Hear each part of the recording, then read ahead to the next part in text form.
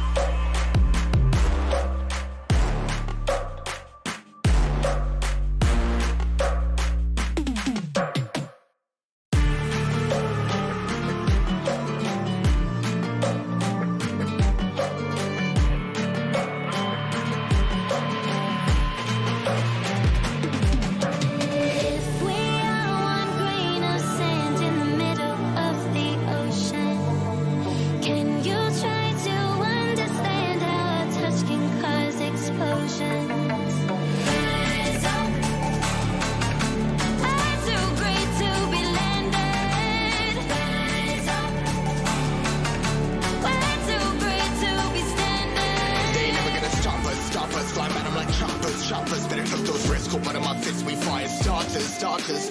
One out of a million will reach those heights. Always had a feeling that I won't deny that work. Never could toss. Look at my eyes, I'm on the rotten rise.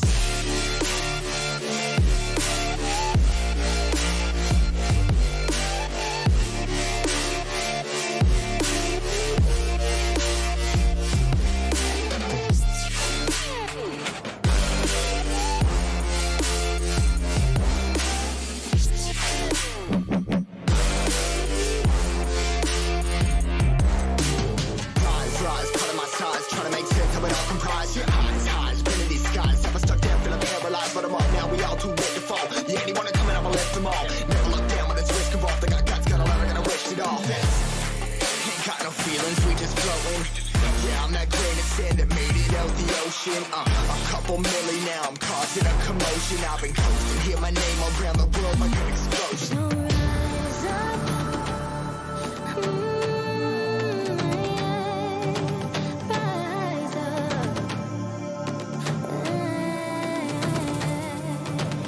We are the apocalypse, and a pair that keeps us floating.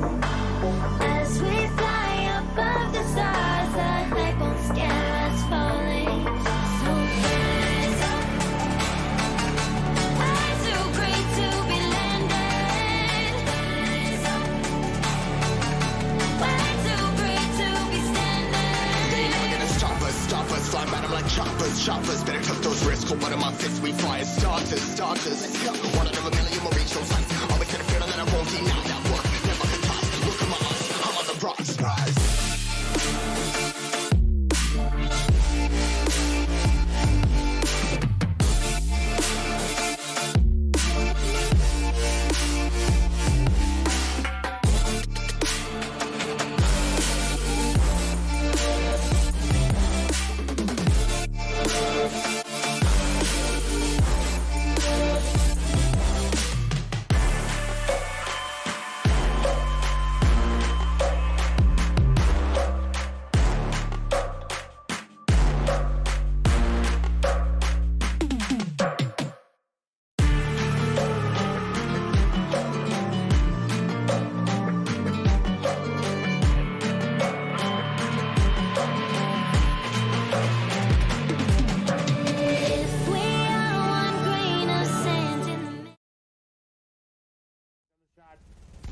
See if they're able to do anything. More shots coming through this high ground team, taking very, very long. Floaty gonna go down there to Lato. That's gonna be good there. I believe that's onto the two-player team there. More shots coming through. They're dropping down, and they're trying to get the eliminations. Is Refsguard going to fall? Beast and Hackcore going to try to make something happen. It's Slick rotating in. Nikov gonna go down very low. Sky gonna get knocked. Nikov gonna fall as well. Airlock's the only remaining member, and suddenly the French have made a very crucial mistake in judgment.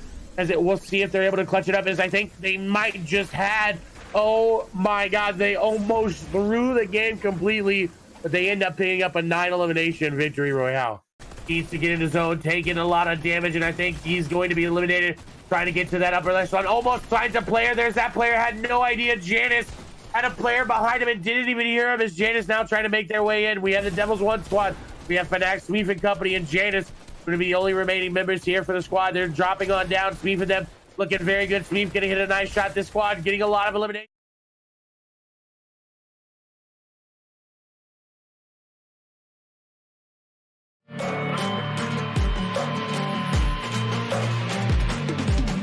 If we are one grain of sand in the middle of the ocean, can you try to understand how a touch can cause explosions? Rise up.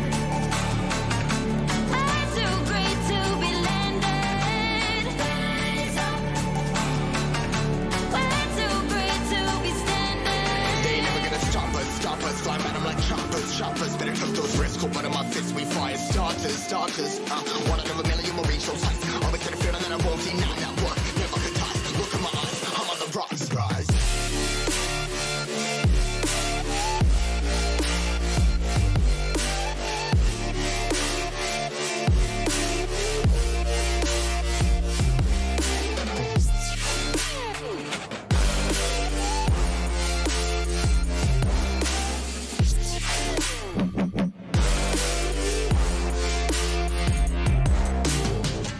Rise, cutting my size, trying to make sense of it all comprised. Yeah, highs, spinning these skies. Never stuck down, feeling paralyzed, but I'm up now. We all too late to fall. Yeah, anyone coming, I'ma lift them all. Never look down when it's risk involved. They got guts, got a lot, I gotta risk it all. Ain't got no feelings, we just flowing. Yeah, I'm that grain of sand that made it out the ocean. A couple milli now, I'm causing a commotion. I've been coasting, hear my name around the world like an explosion. So rise up.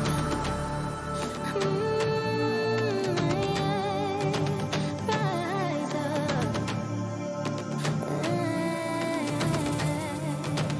We are the apocalypse and a pill that keeps us floating. As we fly above the stars, the hype won't scare us falling. So rise up. I'm too great to be landed. Rise up.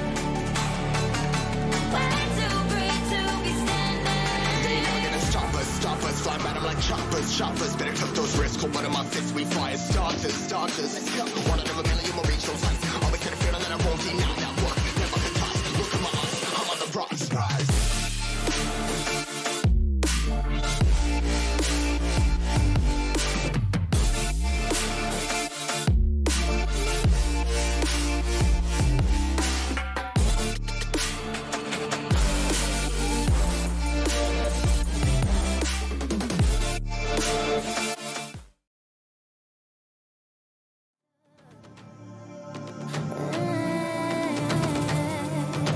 We are the apocalypse and a pill that keeps us floating.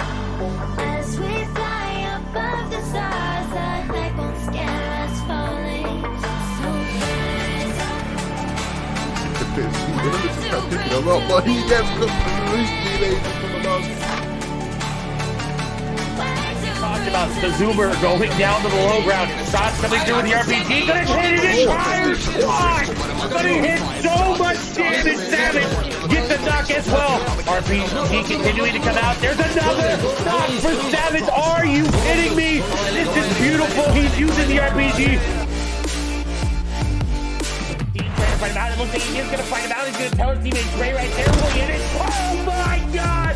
He hits the snipe. They're on An the amazing back. snipe play, planned and coordinated.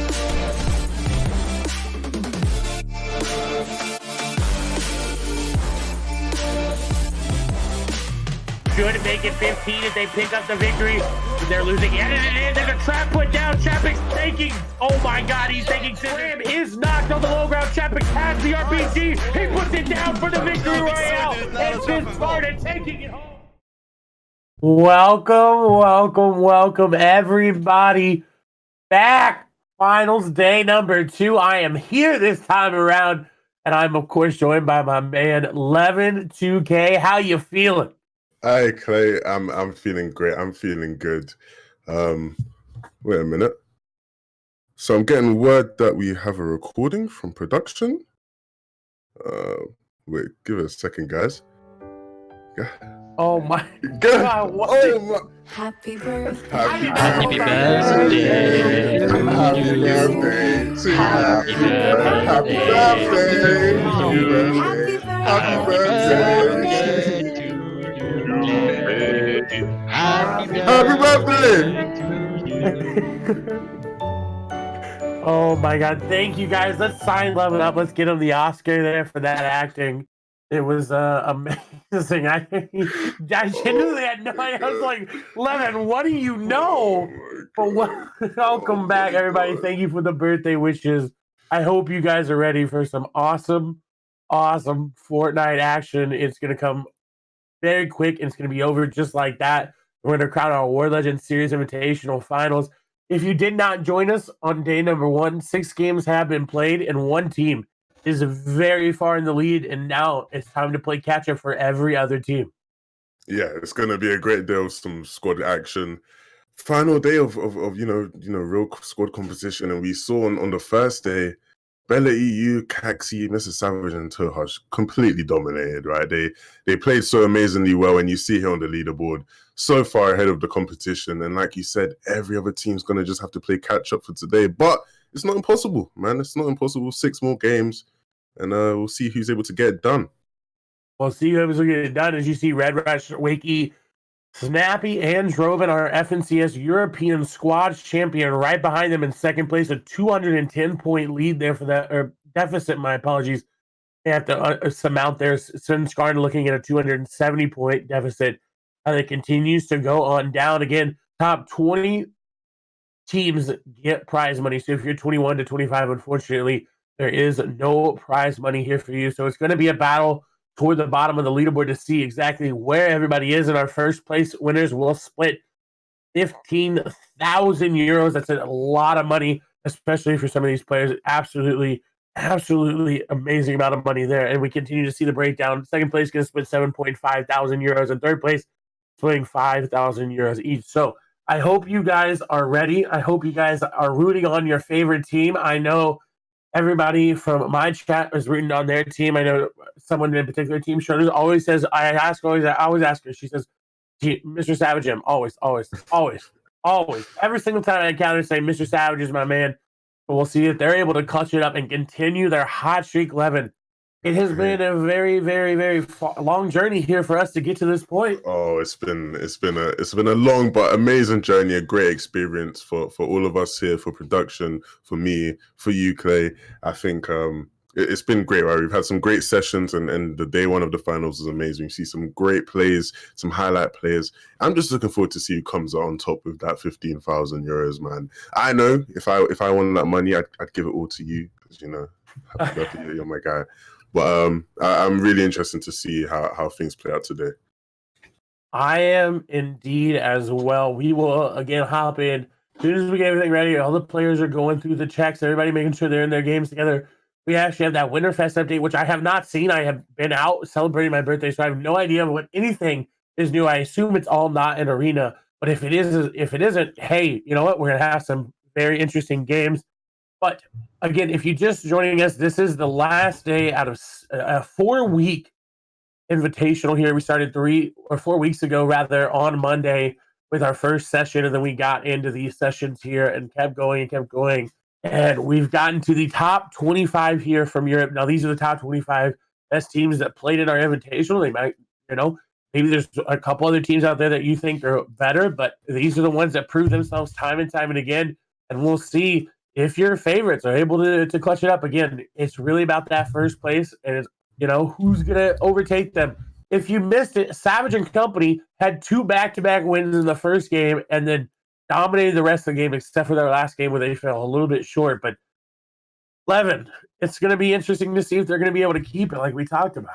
Yeah, it's really hard, right? Because obviously where we've had a day in between and people have played the Cash Cup today, if they're able to maintain that form, then that is just in and of itself spectacular, considering the fact that they didn't even make the FNCS finals, and they were a team that were highly anticipated this season, right? Last season, or in trios I should say, the core of Caxi, Tohaj and Bella was probably the most consistent trio in all of EU, maybe outside of MMB or whatnot. But squads didn't work out for them, and I said on day one, clearly something's clicked, right? Clearly something's different, because they've come out today and they've dominated, and if they're able to replicate that tonight, then there's no doubt. Like, if they replicate even 80% of that performance that they had on Monday, then it's likely that they'll take away the win for today. So, a lot of competitors, right? Like you said, the actual FNCS champions are close behind in second place. And we have a bunch of amazing squads as well. But it's going to be a great day. I just want to see how things kick off, really. I do as well. And this is where we get to see chat. Who is your prediction? It's going to start here very, very soon. Don't you worry. Who's your prediction to take it on? I want to get your thoughts in the chat. Everybody, there's 2,000 of you guys watching. So I want 2,000 answers in the chat. I want everybody to say who you're rooting for. It'll start up here very, very soon. So don't you worry. We're just making sure everybody is getting into the game. And if there's technical issues, we're dealing with it appropriately. So don't you worry. I see Mongrel. I see Savage. Solar Reacts the stream. Mongrel, Savage, Eyedrop. Someone says Ninja. He's not playing, but okay. If Ninja was playing, he'd win. Oh, yeah. There you go. Hey, Team Shoulder, Mr. Savage every time. Eclipse says Savage. Preps says Solar Reacts the stream. I like it. Oh, someone says Ninja and Savage. So they're both going to win. I mean, Ninja just lost a new shoe line, so he's already winning. Yeah, he's clearly winning. We're talking about the 15,000 euros.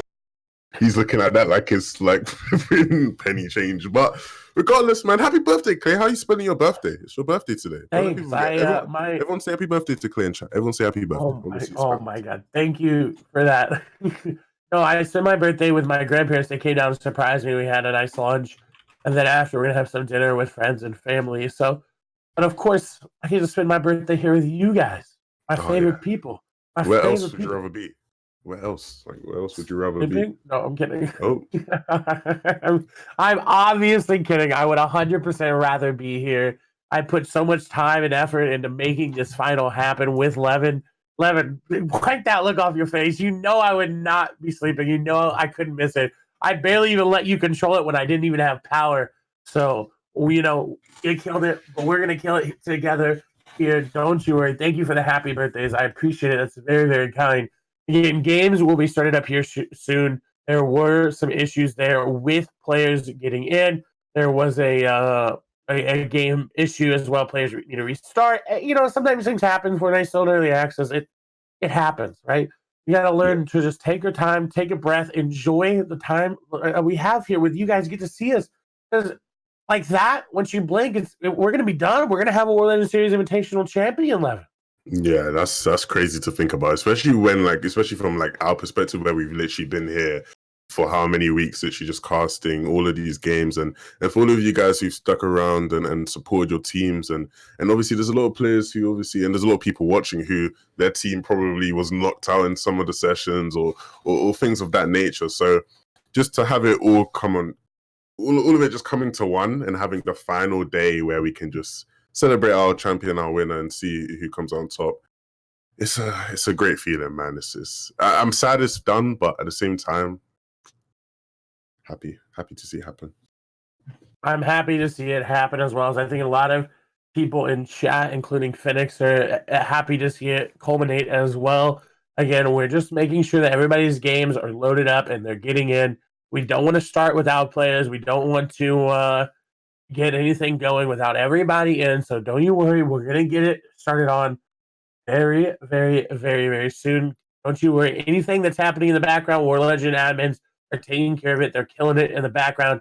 So make sure you thank them at the end of it. Their names will be on the end credit screen. And while you're here, make sure you follow WarLegend here on Twitch, because there's more to come. Oh, right? There's more to come, and you guys want to keep your eyes here on this channel as well as on the WarLegend Twitter at WL Fortnite. You can check that out. A lot of information will be posted there as we do some more things for you guys. So And I always say this while you're over there, check out Levin2K there on Twitter. Go show him some love. He actually just put up a mailbag and go watch him on YouTube as well. I was gonna say follow him on YouTube, but I did the definitely podcast with Zextra. Yeah, and he just did a podcast with Zextra. He was gonna do one with Wolfies. I think it got rescheduled there. So hopefully we'll see that. We'll see some controller aspects side of it. You know, I love to get in the minds of controller players and see why they're on it. W key? You know? Ooh, W key, what's that? W key? No, but go check him out. Definitely check him out. He's a great dude. You obviously love his voice. And if it's a whole hour 11 talking, you can just put it on while you're doing work and just enjoy it. Go show him some love. What's all this self-promo about, guys? Guys, come on. Check out Clay's channel. Check out Clay's Twitter. You see all the names that he has the same name for everything. Tomorrow he's gonna be streaming. Right, today's his birthday, so we can give him a break. You know, he's here at WarLegend working for us. So tomorrow, go check out his stream. Make sure you're in there and show him some love. You know, there's a thing called Twitch Prime. If you connect your Amazon account to your Twitch, you can sub to people. Sub to your favorite streamer. So be sure to use that on him and just check out his stream. Man, he's a great guy. You know, if it wasn't for him, I wouldn't even be here. So yeah, shout out to Clay. That's very, very, very, very, very kind of you, Levin. No, you definitely be here. You got the voice for it. Everybody knows it. You got that just the sultry tones, as people would say. Oh, so again, we're just waiting for everything.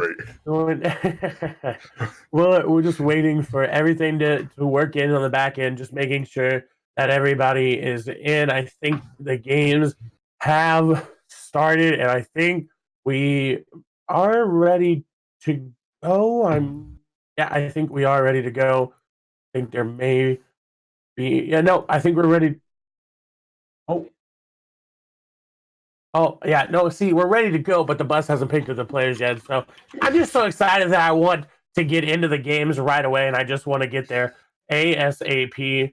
So we are, I'm just ready. I'm ready, Levin. Are you ready? Yo, I've never been more ready in my life. Never been more ready in my life. So all right. As we hear Levin is ready. I hope you guys are all ready in the chat. I want to see all your hype emotes. Any hype emote you have, I want you to spam it in the chat right now. Mods, please don't get mad at me, but I want you to spam it as much as you can without getting. Okay, I didn't say spam. I said emotes, not random letters. But please spam those hype emotes. Show us how hype you are. The Battle Bus has picked up the players. We will be hopping into the games right here momentarily. And here we go. You see Mr. Savage and Company start to go on through. And this is a skin list, I think, of every squad playing here. Oh, look at how fancy this is. Oh my God. Unfortunately, chat. Hold on. Wait a minute. I got production in my ear. Unfortunately, as you see, a lot of players are backing out. There has been a technical difficulty, and we will be remaking the lobby. So everyone has been informed to back out of that lobby. If there are players in it, obviously they're going to back out. As we do, again, there was a technical issue. And again, we're just trying to make everything perfect for you guys so you don't have to worry about that. So there is a remake happening in the rules. There is a remake clause, and we did hit that threshold. So we will be remaking. So don't you guys worry. We'll get the game soon. And, this is why we prepare for things like this. Yeah, this is why we have things in place. Obviously, we don't want to have a situation where we have some of the best squads, not able to compete. And there were quite a couple of difficulties with players getting in. So triggered that threshold, and now we're going to just restart that game for you so that you guys can see some wonderful squad action. Obviously, this is, one of the last squad events that we will really have. So a nice way to close off the competitive squad chapter, to say the least. I agree. Liquid Burn in chat said someone dipped instead of dived. And, you got to dive out of the Battle Bus. You can't just dip out of it, Levy. You can't just not make it in the game. No, of course, there are some technical difficulties that happen. So we do have the key going out. The players will be joining up here. So, again, making sure everybody has the same chance to get in. Of course, if that threshold is not met, then, we don't make the remake. But there were a lot of players that ended up not making into that game. So, like we talked about, the remake does come through. A loading screen bug, it does happen. It happens to me in normal Fortnite. It happens to everybody in just pubs. I see it happen to players all the time. So, bear with us. We got you. We got you, chat. We're making sure The leaderboard, I don't know what you want to see other than the exclamation point leaderboard because it's not been changed since yesterday. But if you want to see the leaderboard, do exclamation point leaderboard or classmate, I believe is the French term for it. If you want to see that, again, it has not changed since yesterday. There's been no changes. So if you were here yesterday, which you should have been, it'll be the same as it was then. Yeah, and if you didn't see the leaderboards, well, you're going to be in for a treat because at the top we have one team who kind of rolled through day one. A bunch of teams who are, doing pretty well, but I wouldn't say they're at their best. And then we had a bunch of kind of bottom feeder teams, I'd say, who we'd expect to perform a bit better, but hopefully they can use day two as a way to turn things around, right? Obviously, as much as it's going to be difficult for some of the lower teams to get some points and to catch up, it's not impossible, right? Belly EU and company, they might come in today and suck. Like they might just be terrible today, right? They could come in and get 0 kills every game and come 25th every game. And hey, that would, leave opportunity for people to come in and win. But is that probably going to happen? Probably not. But at the end of the day, right? You got to compete. You never know what's going to happen. So it's a battle royale. There's RNG involved. You might come in and win the whole thing. You never know. So you got to put in your all. You got to make sure that you try your hardest, right? Make sure you put every last sweat, blood, tear, everything you have into this last day of competition. Simple as that. Simple as that. You can't go out without at least swinging. You got to put everything into it. If you go out not trying, that's just disappointing, just for you and everybody. Right? You don't want to disappoint yourself. You don't want to do that. So you got to go in and you got to play your best Fortnite of all. We do know that squads have finished up. This will more than likely be the last squad event. I think I don't know of any other ones. I think Twitch Rivals is doing one, but other than that, for Europe, I think this is one of the last squad Fortnite events. So this is your last chance to see your favorite squad, whether it be Savage, Tohai, Caxi, and Bella. Now, we don't know, of course, what the future holds. We don't know what Epic is planning with FNCS in the future and with World Cup number 2, maybe. Who knows? It's all up in the air. So, of course, we could see more action. But for this year, it's the final squads action that I will be watching with Levin and casting it. And so I hope you're ready. This next game is going to be game number 7 out of 12. So there's 6 more games today.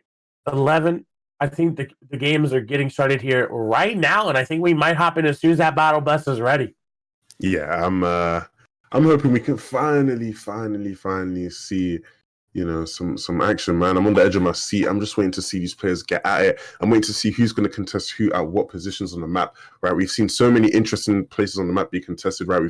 We've seen battles in different sessions at Retail World. We've seen battles at Slurpee. We've seen battles at Steamy. We've seen battles at Lazy. The Lazy battle is a battle that's going to be crucial today, right? Lazy is a spot that, typically doesn't necessarily have the best of loot, but so teams fighting there means that one of them has to come out on top. They can't just split the place. And we're getting into the bus now. I think the bus is finally here. So be interesting to see if anybody's changed up their landing spots as well from day one, right? It definitely will be interesting to see as you do see Benji Fishing Company dropping on in. This is, I believe, a nice information graphic. You can see everybody that's playing together, whether or not they're signed to a team or they're playing for the free agent team there. You see everybody here as we see Benji and company start to drop on in. You see, of course, Slurpee, Swamp drop there. We'll see exactly if they're contested or not. And I can promise you that they're more than likely not going to be contested. They will have players that land nearby. But Slurpee going to be relatively uncontested here for the meantime. We'll see what they're able to do with their loadout and how they're able to make things happen. Yeah, it's going to be interesting to see if Benji's going to be able to pick up a cheeky spawn kill here. He gets 3 tags, 4 tags. Ooh, he's feeling himself today. Obviously, we just had the cash cup, so all the players should be warmed up, right? And if your cash cup didn't necessarily go as to plan, right, make sure you're not triggered. You've got to mentally reset. They've had a bit of a break, right? They've had time to regroup. So it'll be interesting to see if people can come in and be hot off of their cash cup performance or be triggered off of their cash cup performance. And we'll swap over here to Dirty Docs down with this spot having a little bit of a remake and getting a little bit split again. Mandretta and his squad deciding to completely split it here. And they're actually pushing out Varox's squad, who normally lands at that big building. And if you don't get that big building, you're missing out on a lot of loot because of those ice machines and those ice blocks that are there. you miss out on so many potential opportunities for heals, for those late game plays, that you're going to be having a rough time. We'll see though what they're able to do as we swap to Varax's perspective here, looking really, really good here. That epic burst rifle there looking very, very, very, very, very good in the hands of this man. And he's got incredible aim. And anytime you see someone with a burst rifle in pro play, you know they're gonna just be so far above Stormtroopers, they're not even gonna have to deal with it. Yeah, 100%. Especially, you know, if you're on the team where you have a controller. See, this squad doesn't, but if you have a controller player with that org in hand, that's what's gonna happen. They're probably gonna get some kills. They're probably gonna get some free kills, and you see Verox using the nades to his advantage, and like he said, he has the RPG in hand. Obviously, the green one's not as good as the higher variants because it takes a lot longer to reload and doesn't do as much damage, but it's still a great weapon to use to provide to your teammates with some suppressive fire as they look to pick up kills on opponents. Ooh, my mic has some technical difficulties today, but some nice shots from Varax. He's actually getting sniped from the Train Hard squad who's nearby. We'll see though, luckily enough for them, this zone is on dirty. So they can farm the walls, they can farm the fences, they can farm everything that they can here to just go ahead and try to get as much loot as possible, as we see Andretta's perspective there from the other side, doing exactly the same thing, farming everything they can inside, trying to go outside. In contrast, Andretta's loadout looking exactly what is typical of the new Dirty Docks ice factory location. Now they do have a player just on the other side there as they're starting to get pushed on up. We'll see exactly what they're able to do. Is Andretta going to swap back and forth there and finally pick up that tactical shotgun. Looking really, really good here. This fight might start to happen as you see Varax and company on the map. They're starting to pinch everybody from the angles. They're starting to force them into one solid angle here, and we'll see if Andretta's squad is able to capitalize on this. Andretta trying to break up. Their shots have been exchanged, but no damage on the side of Andretta's team. Is now, a snowball launcher has been found, and Flick is going to go down there. That's going to be Smeeve taking him down. Trying to do something there, but the RPG coming in, more than likely from Varax there. The shots continuing. This will roll in via the grenades. We'll see what Trox and his squad are able to do as they've lost Flick. The numbers advantage is not in their favor as now shots continuing to go through. The edits are there. Trox trying to make something happen here. He's going to regroup there with his teammates, but shots are going to come through. He's going to get tagged on up there. Now Trox trying to find something. He's lost almost all his shield. He's going to find the players above. More shots continue to come through, but they're dropping down together. Nice shots here. He's going to take down one. That's going to be Motor, and the other player decided to leave, and now the numbers are back in their favor, and this player just walks out. They're not paying attention, and that's going to be Smeeve, and now Varax is trying to run away as they do get the elimination there onto Smeeve. Now Mexi and Varax have to try to clutch up big. A 3v2 not in their favor as Trox trying to make some edit plays, trying to build on up here and take the high ground. Andretta right there with them. High drop, very low HP, trying to make something happen. Seems like Varax and Mexi have made their way to the low ground to try to box fight this one a little bit more, as the mats may not be in their favor. As you do see they've made it to that mid ground, low ground. Mexi very, very low. Varax not that healthy. We'll see if they're going to be able to find him out. If they get a pick here, if they can move this fight back into their favor, it'll start to look very good. Again, the zone is here, so this will draw third parties. This will draw new players in as shots come through. We do see, we saw someone's HP go down. I couldn't even verify who it was. Is now Andretta going to find out the player sitting in the cone. His shots will come through. There's the edit. They're going to pinch her from both sides, and that's Fnatic Crit eliminated as Andretta come through hot today as they take the eliminations and move on with their loot. Yeah, that was a great play from them. They were able to pincer that team towards that one building, like you said. And well, actually, no, it was the Fnatic boys who pincered them towards the one building. And although, you know, put in a tight situation, they came out on top. They took the boss fights and fought that effectively, and ended up winning up the engagement. And they're able to pick up Flick now and go about their day. Gonna have to just use this time to farm up. Now, obviously, you see the mats aren't necessarily the best and whatnot, but you have to be aware of this other team coming in, right? You see here on the map, there's another team, you know, right on their tracks, and I think actually iDrop's taking some damage towards our other team. So it's going to be interesting to see if they're going to be able to handle the third party coming in, right? That's an essential part of Fortnite, right? You're going to fight, but if you fight for too long, you are attracting third parties to come in. You are attracting third parties coming as well, as we do see Wolfies, Mongrel, Benji, and Nate, and Slurpy Swamps being challenged here by Twos, Fremont, Quavato, and Pay 1K. Seems like they just wanted to get some free Slurp barrels and possibly denied it. As you saw, Wolfies, I think, ended up getting sniped there. So we'll see as they make the rotation. They're going to start to rotate in front of this squad to cut them on off And this is a nice rotation. They can cut off anybody trying to rotate in front of them. And we'll see if they're able to get these eliminations as we move over to Tusa's perspective, who's looking all right. Now, they didn't have the best first games, sitting in 14th place, right? So the first set of 6 games, not the best, but still in that range where they can move on up, earn some more prize money, as I believe we do see eye drop. That's going to go down. That's going to be Snappy taking him out, I believe. The shots come through. Flick going to be very, very low. Eye drop has been knocked. Flick being knocked as well. And Dredda now trying to do something here for the squad. 44 HP, and he's not going to be able to do much as the shots come through. He's going to connect, but he is going to be eliminated, as that is going to be Red Rush, Wakey, Drobin, and Snappy coming in from Retail Row to pick up some eliminations. And they're looking very, very good to try to catch Mr. Savage and his squad. Yeah, that's the second place team, Clay. They're coming in hot. They're looking to pick up as many eliminations points as possible before they head towards the end game. And getting that full squad wipe there is going to be good for them on the standings. And they just got to hope. They just got to hope that they play their game the best that they can, because at the moment, as it stands, right, they're a couple 100 points behind. But as long as they play their game and Bella and company, maybe don't have as great as a performance as they did on day one, they do have a solid shot at not only being the FNCS champions, but being the WarLegend Series Invitational champions. And what a Christmas present and Clay's birthday present that would be to come through and win the WarLegend Series Invitational as well. We'll see, as we do see Mitro squad there on the center island. We have Hackscore Beast and Company squad on the main island there, just a little bit south. It seems like they're in a little bit of a fight, starting to get tagged up there by, I think, everybody there. I think they may have cut off more than they can chew. Hackscore did go down, but I believe they're going to pick him on up. It seems like a snipe was the reason for him going down there. And I can only assume they've given the CRR, I said the CRR, but given the sniper to CRR. And if he's got the sniper 11, is going to be very, very deadly to be in this lobby. Yeah, he's such an amazing sniper, and it's crazy because typically, right, controller players aren't known to necessarily be the best of snipers, right? We see where PC players have a full arm and whatnot.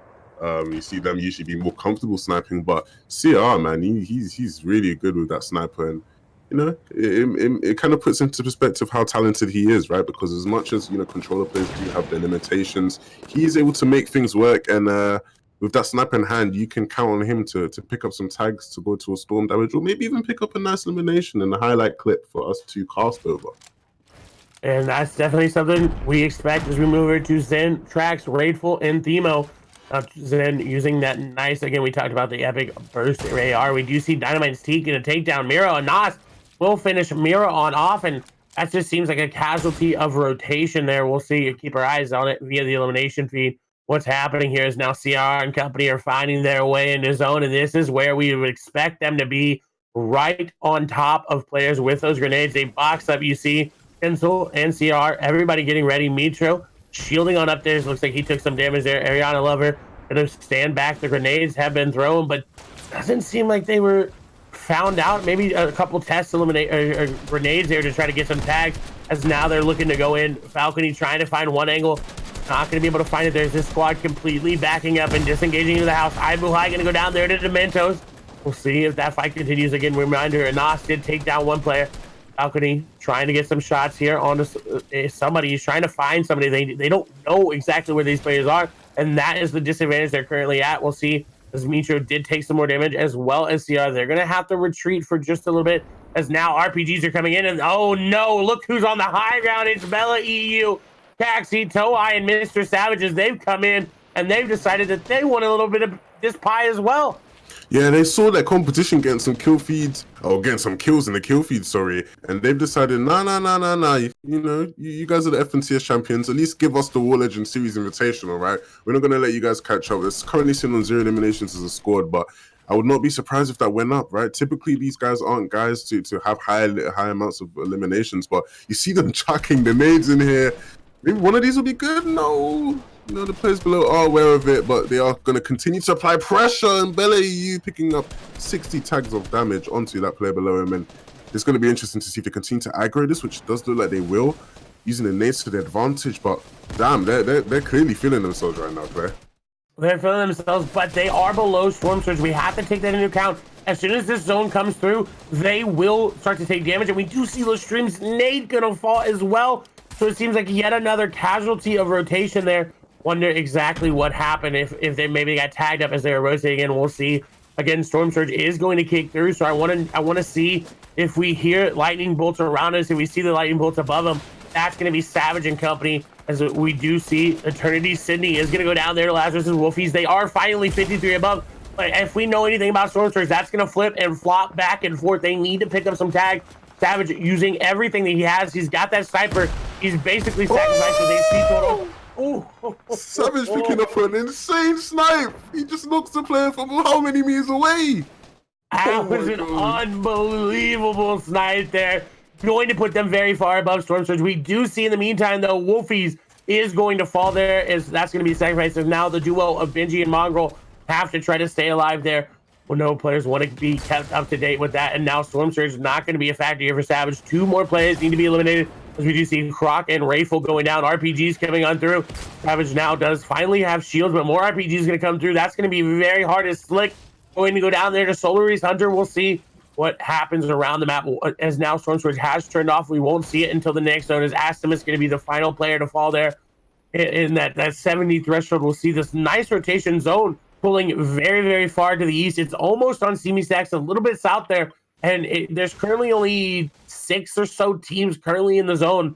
A lot of players are going to have to rotate through these squads. And it'll be interesting to see if as they rotate through, they actually choose to engage, right? This is the chapter of kind of teams having, you know, gentleman agreements to kind of rotate, right? If you have somewhere to get to, you gotta get there. That's one of the key principles of Fortnite, right? If you have to rotate to zone, don't focus yourself on other things. Just rotate and focus on zone, right? So it'll be interesting to see if teams kind of let each other go. You see the squad here completely eliminated from the game.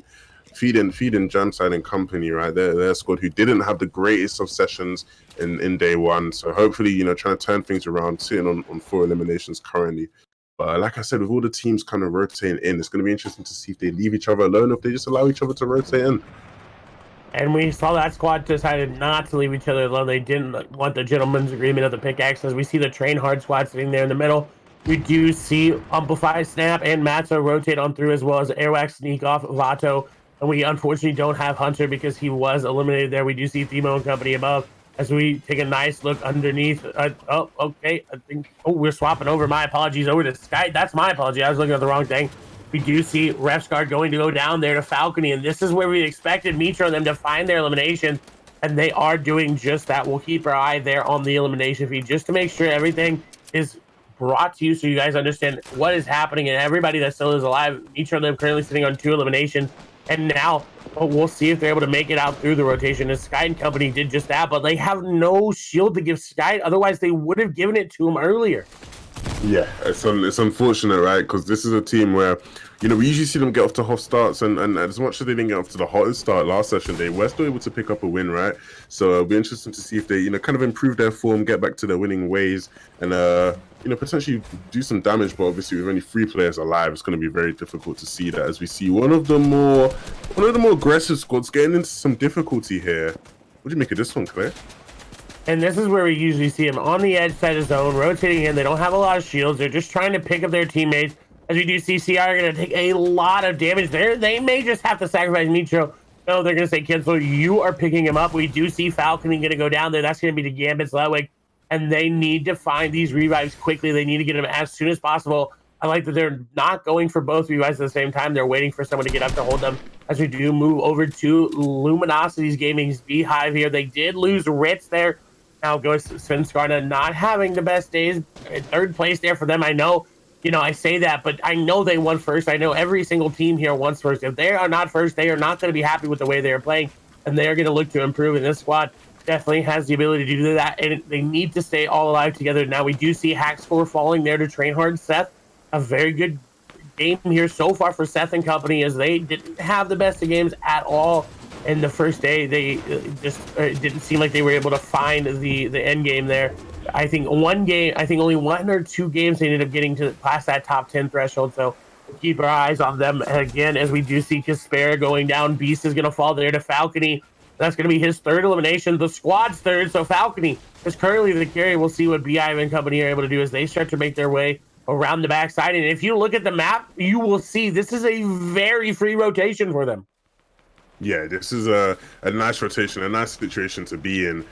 We've usually seen them make great rotations in the past, and you know, landing at Craggy, you know, sometimes you do get lucky and you have some better rotations, some less contested rotations because there's not many POIs or places to land around it. So be interesting to see if they make the most out of this, right? Like you said, they didn't have the best of starts day one, and you know, considering that they didn't do as well in FNCS as maybe they would have wanted to. Obviously, this is a squad who, you know, kind of people anticipate to potentially win.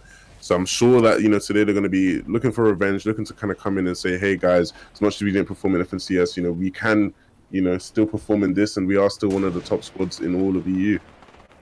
And speaking of a top squad in all of EU, we do see Kensel falling as well as Ariana Lever and CR. So Mitro has been left to fend for himself there. The Gambit squad taking him out. That's Fletwig Dom side there. That's the name I've dubbed them again. That's Flexi, Letwig, Dementos, and Jam side. They end up taking them all out except for Mitro, who's hiding as we see a nice shot there. Zone actually pulling all the way on top of everybody that just came into the west. So this is really, really, really good there, everybody, as we do see Savage and Toai gonna take down Meekoff and Sky. That's gonna be huge, as Hunter is gonna fall there to Mongrel, who again is playing now as a duo because Wolfies and Nate did go down. So we hop on board here with the train hard squad. My apologies, I thought this was correct, but I wasn't 100% sure. As we do see shots going down, a nice base here that honestly looks like a season 2 base. We do see MCS Podicide going to fall there. Unfortunate, we swapped off there. They are not having the best rotation. We'll see though what the train hard squad is going to be able to do. They currently hold the high ground on top of this little hill. Will they be able to maintain it? That is going to be the question. That is going to be what everybody is asking, as we do see Themo going to go down there to Crew. Caxi going to take down one, and that's going to be Themo and Raceful going over to Caxi, who's playing very, very well. As we move over to Crew, he's trying to get some shots on the players, as we did see Chapix just fall. Beehive right on top of them. They're trying to make some smart rotation out. They don't want to be found. They don't want to be shot at, because they want to be able to maintain their material count. They don't want to waste it, as we do see Toos going down there to Jamside Crew, trying to get that extra little bit of match, but he's going to be found out. He just needs to give this up. He needs to just go back to Beehive. They need to regroup. They need to rethink their plan, because now they're playing as a duo, and we see them doing just as they're looking, dropping mats. They're splitting everything. They're thinking, hey, we've got the double RPG. We can make it happen if they want to. The Train Hard squad still on top, and it's going to pull all the way to the southwest, and that's going to be a very hard rotation to keep for them. As we move over to our leaders for the finals here today, that we are on board with Savage, Caxi, Tohai, and Belly EU, sitting on 5 eliminations. We do see Shinny and Anas going down there to Core Boom and Low Gaming. The shot's coming through. Oh my god, I think he just missed the snipe, unfortunately. What does it matter? It doesn't matter. You are correct. They do end up taking it down. I believe that was Airwax there. Shots coming through. Caxi going to get held up as now shots go through. Mitro has fallen there to Mongrel. Anas and Kaspera going down. Caxi and company sitting on 6 eliminations, and they're looking to improve their score, and they're going to do it here today. The question is, where is Snappy, Red Rush, Drobin, and Wakey in all this? And as well, where is Benji and them? Are they still? I didn't see Mongrel and them get eliminated, and we saw them pick up an elimination, so we'll continue to keep our eyes on that, as well as Senscarno. We know they're in here. We see them in the game. We've seen them get eliminations, but only 2 players. We see Mongrel with nobody left there to help him out is going to have to play as a solo, as he's making his way to mid-ground. Shots are going to come through. He's going to get tagged in from behind. Nice builds to block off the pressure, but he's going to get pressure from everybody. They know he's wired. He's going to have to try to pop the flop in the minis. He's going to buy some time, as Quavato will fall there to Seth as we get to the top 10 squads remaining. Ohio going to take down Fremont. Seth's going to finish off Quavato.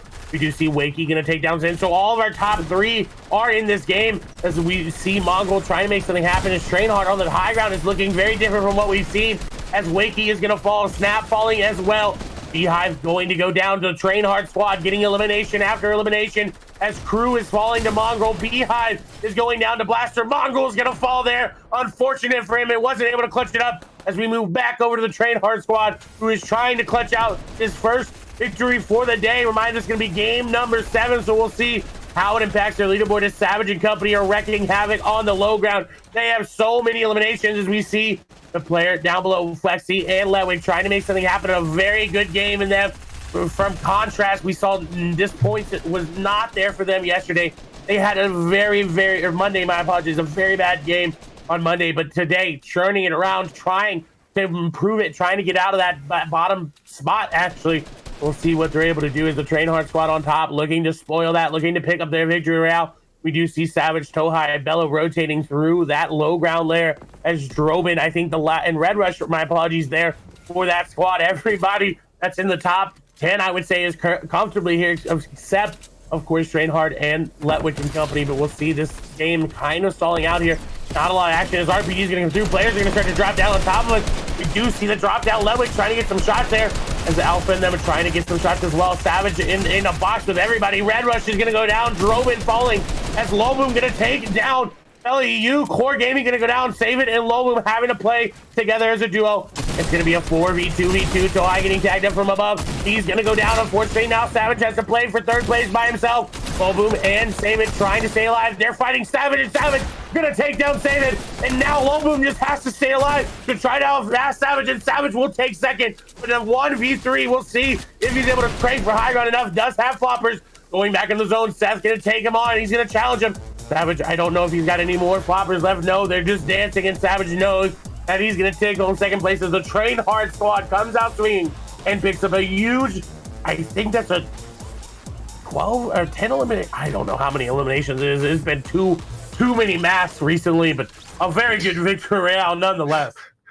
That was a great win for them. This is a squad who, you know, like I said in their introduction, to the WarLegend Series Invitational, they came in, they set off hot. I think that week, that session, they came fourth or something. After that, their performance started to level off a bit. We didn't see as impressive of performances from them, but that hasn't mattered because today they've come in and they've got the first win for the final day, starting as they need to finish, and it'll be interesting to see whether they kind of continue with this form or whether they kind of slow down a bit. We'll see exactly how it shapes with the leaderboard. Now, Trainhard was sitting in 20th. They again, not the best points, but with that many eliminations and with the victory royale, we'll look to see them move on up. But of course, we did see Caxi and them in the last little bits of that game, as well as Wakey and Droben. So, well, again, we'll see. The leaderboard is going to shake up a little bit, but that first and second going to stay there because Savage got that second place, which, by the way, their average placement currently 5. If they're going to get a second place, that's going to start to lower that average placement down just a little bit more.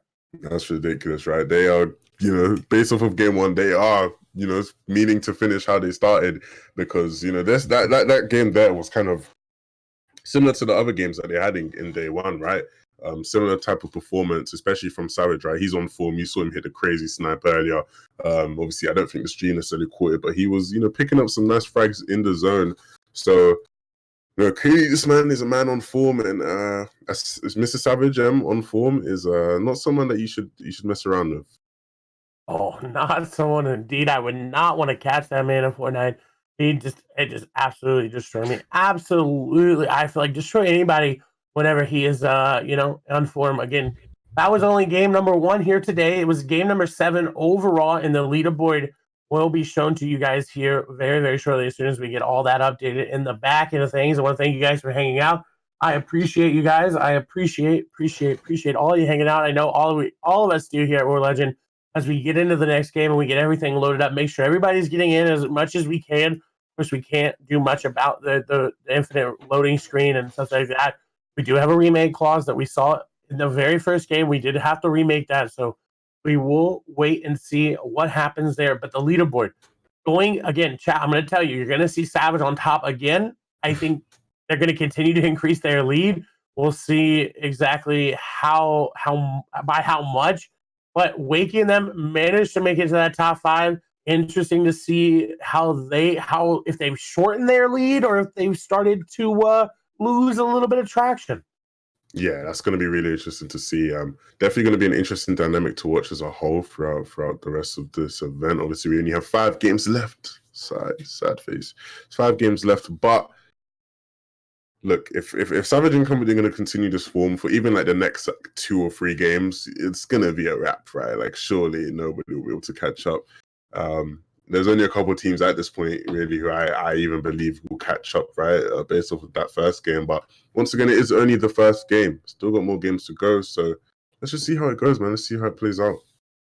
We will have to just wait and see. Thank you guys again all for hanging out. And I want to know exactly what Kensel and them to again decide to do if they decide to play a little bit more aggressively than they have in the past, if they decide to tone it on back down.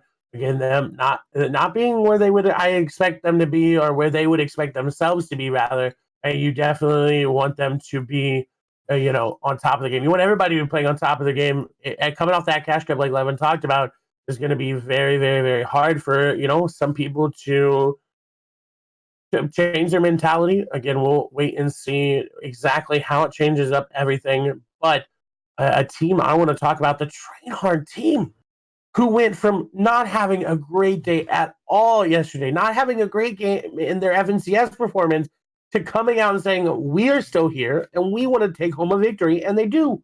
Yeah, they definitely surprised me with that one. I wasn't necessarily expecting them to kind of make any noise, especially like you said, after being 20th in that first day, it's extremely hard to kind of get back from that, mentally resetting from that. So be interested to see if they are able to, kind of continue on that form, man. They played that game well, right? And we know that they know how to play. It's not like, it's a surprise that they played well, because they do know how to play the game well.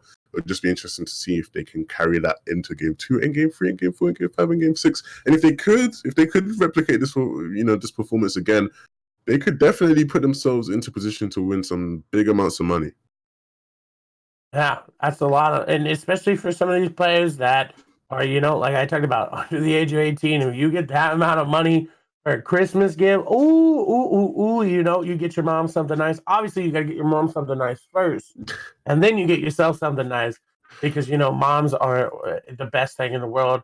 And, of course, if you don't have a mom, you can get your grandma, your dad, whoever is your figure in your life. You get them something first, and then you treat yourself, because they are what's most important, your family. You got to treat them right.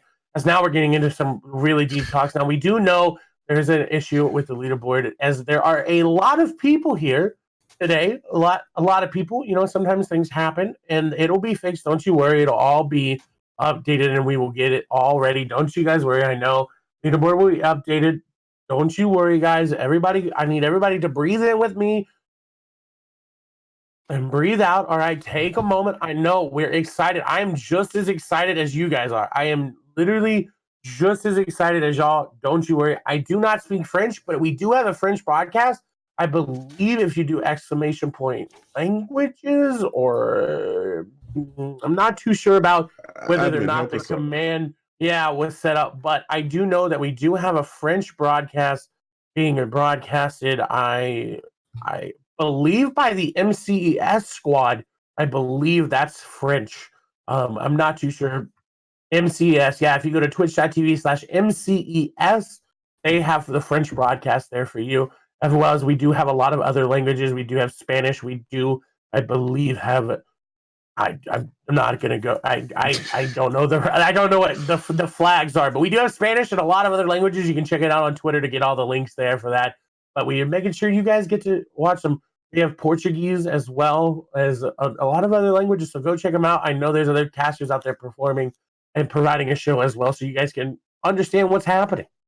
Yeah, really interesting to see. Obviously, once again, like you said, if you don't necessarily understand English the best, there are a couple other streams available, and we'll be working on getting you the links to those streams, as soon as possible. Right? Obviously, there's technical difficulties that happen all the time, and this is one of those times, but it doesn't take away from the amazing Fortnite that's being played.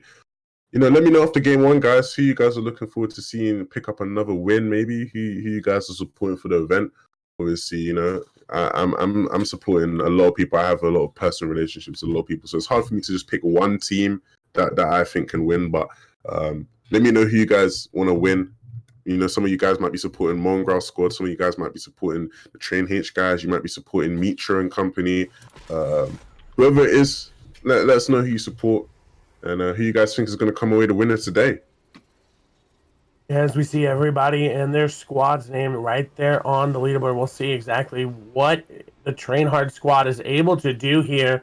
As we see Seth landing at that, I call that the mini junction there, right near Dirty Docks. They've kind of been pushed out of the farm and have kind of found their nice homey little drop spot We'll see if they're able to make it the same decisions as they did last time.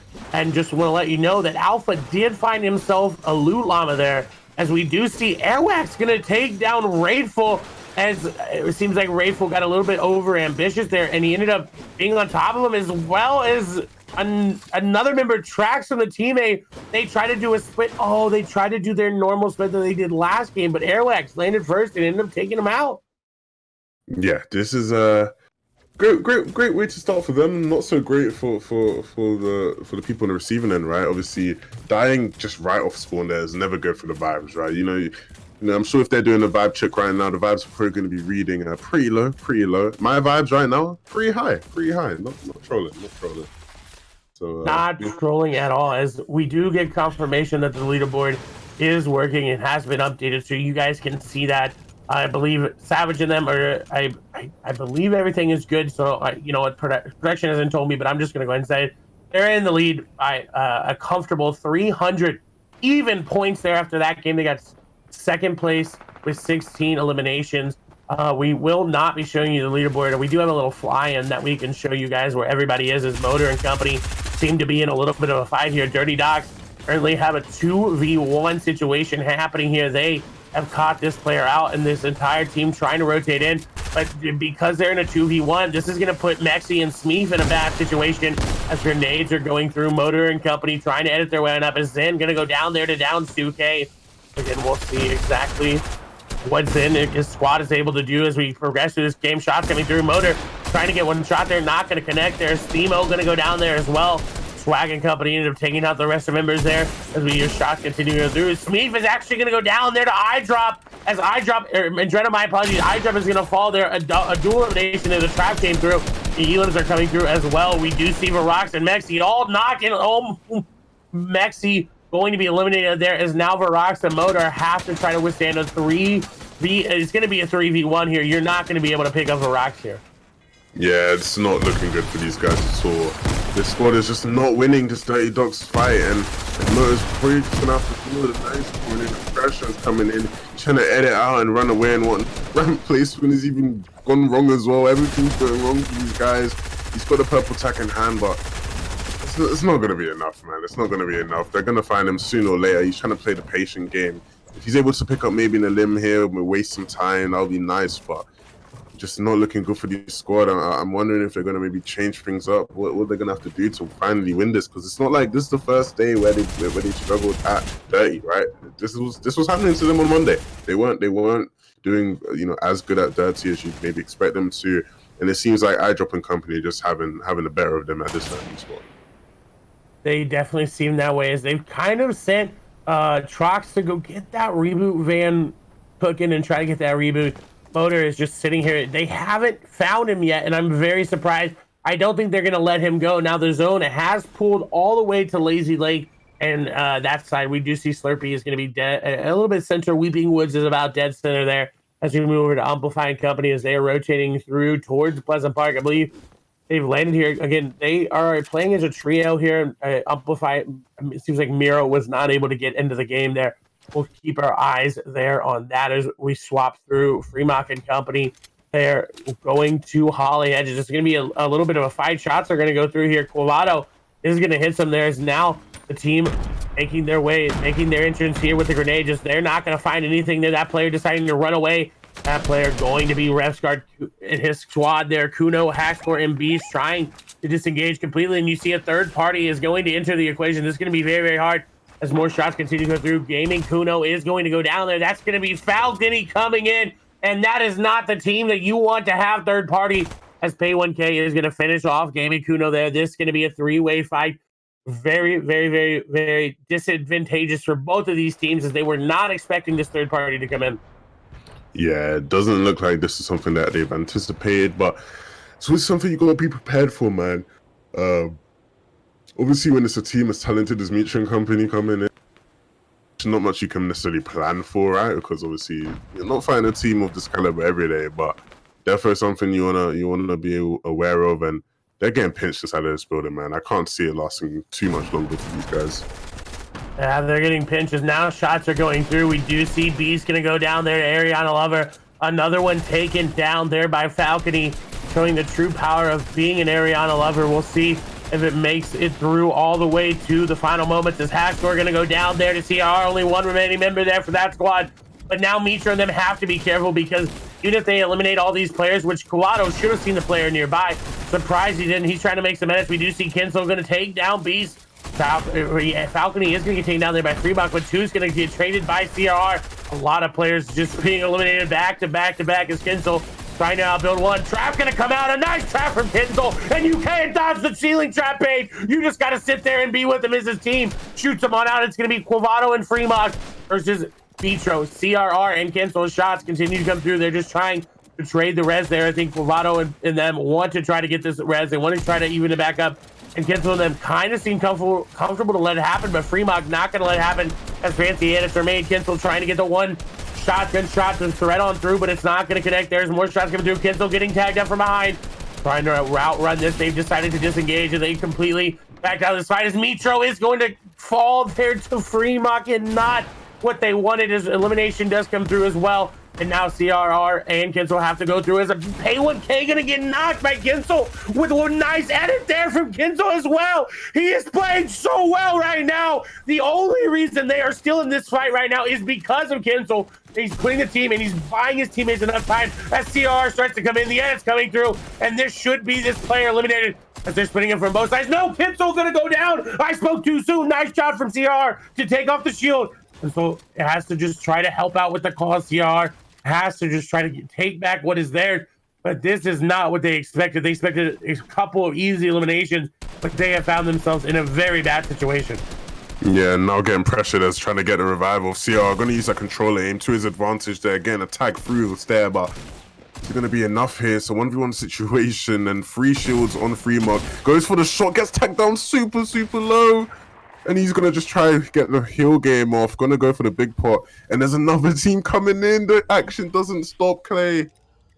The action doesn't stop indeed, as that team coming on in is going to be Nagi-san, Fledermoys, Rihas, and I don't know who the other player is there, as they have a different name, as shots have ceased fired. I believe Kinsel was picked back on up. Now, if Kinsel and CR are able to get the elimination here onto Fremont, and then able to take out Fledermoy's team, who is only a trio, they can get the reboot. They can do this. It's going to be very hard. They do have 6 elimination. We do see Nagi-san and company are starting to rotate on out. So this is going to be really big here for them, because of this rotate out, they're going to be fine, as the Eternity squad is coming up as well. They're leaving Slurpee. A lot of players coming through, because this is where Zone is centering, and Kinsel and them need to find something. His shots coming through. Fremont gonna get tagged up down to very low HP. I don't think he's gonna be able to stay alive, as no, he will be eliminated as Kinsel gets another elimination. He says, guys, come on, my back is hurting here. Yeah, he's putting on quite a show today, right? Obviously he did get knocked there for a second, but before that he was popping off, right? He was playing at the tippity top of his game, and if he can continue that kind of form, then they're going to have no problem doing what they do best, which is W-keying teams and picking up eliminations. Yeah, and we'll see exactly what they're able to do. You see that little yellow arrow is still alive there inside of Holly. That's going to be Repscar. The only remaining member for his squad is Kinsel. Them ended up taking him out very quickly and effectively.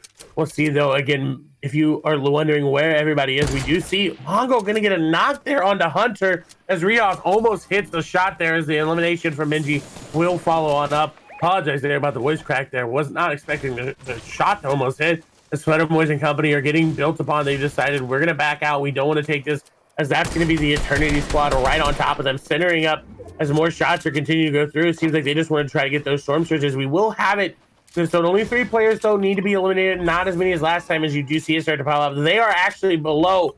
And, well, okay, no, now they're above. This is going to be very hard, because they're not that far above. They're going to maybe drop down below, and they need to find very quick and easy tags.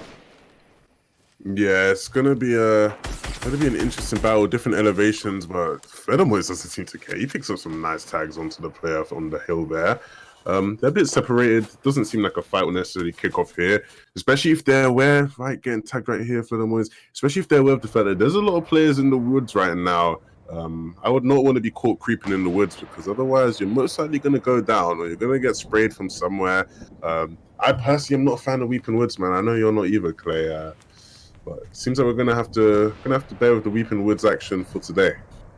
Weeping Woods, not my favorite. It's just there's too many trees for people to hide behind, and I don't like it. But I like to see these bases that are being built. Of course, that's G2's So High, actually Bella EU, and NRG's Mr. Savage M looking very good. But the struggle here is it doesn't seem like they have a lot of healing items as Savage goes back there. We do see Revscard will be found out and eliminated there by CRR and Holly Hedges. And I want to point out that the entire team of CRR, Kensel, Ariana 11, of course, Balcony, and Mitro have been rebooted, 11. So the squad is there. It lives on. The squad lives on. They're going to be able to get right back into the swing of things. Maybe a bit hard to loot and pick up some mats. And to be honest, right, knowing this squad, if they're in a situation where they don't have a lot of loot, there's only one thing that they think to do, and that is W key. So it's going to be interesting to see who's either the victim or who gets a couple free elimination points. And that'll be interesting to see indeed as we move to Ibuhai and his squad as they are below Storm Surge.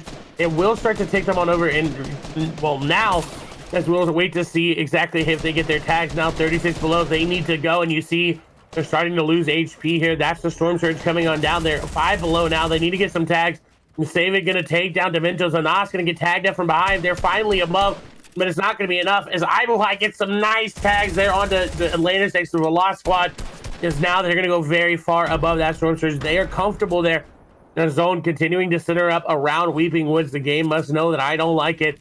We'll see what Anas and them are able to do. Now, a squad again, was it playing all right? Was not their best 12th place after these last couple of games. We'll move over to Mitro and them. And, well, 11, you talked about it. They said, they don't have a lot of loot. We're just going to go W key.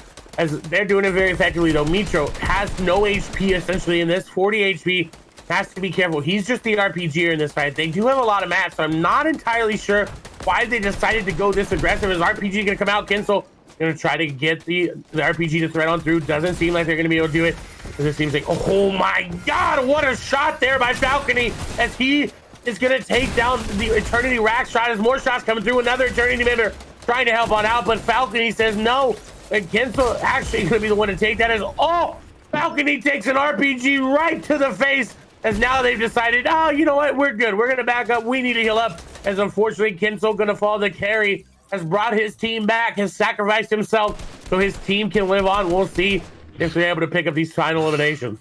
Kensel was a sacrificial lamb, man. He was playing so hard, and to see him drop is a shame, but he was able to pick up his team before he did. So luckily, the rest of his team is still going to be in the game ready to fight, and it'll be interesting to see if they make it worthwhile, right? He went through all that struggle to make sure that they were good.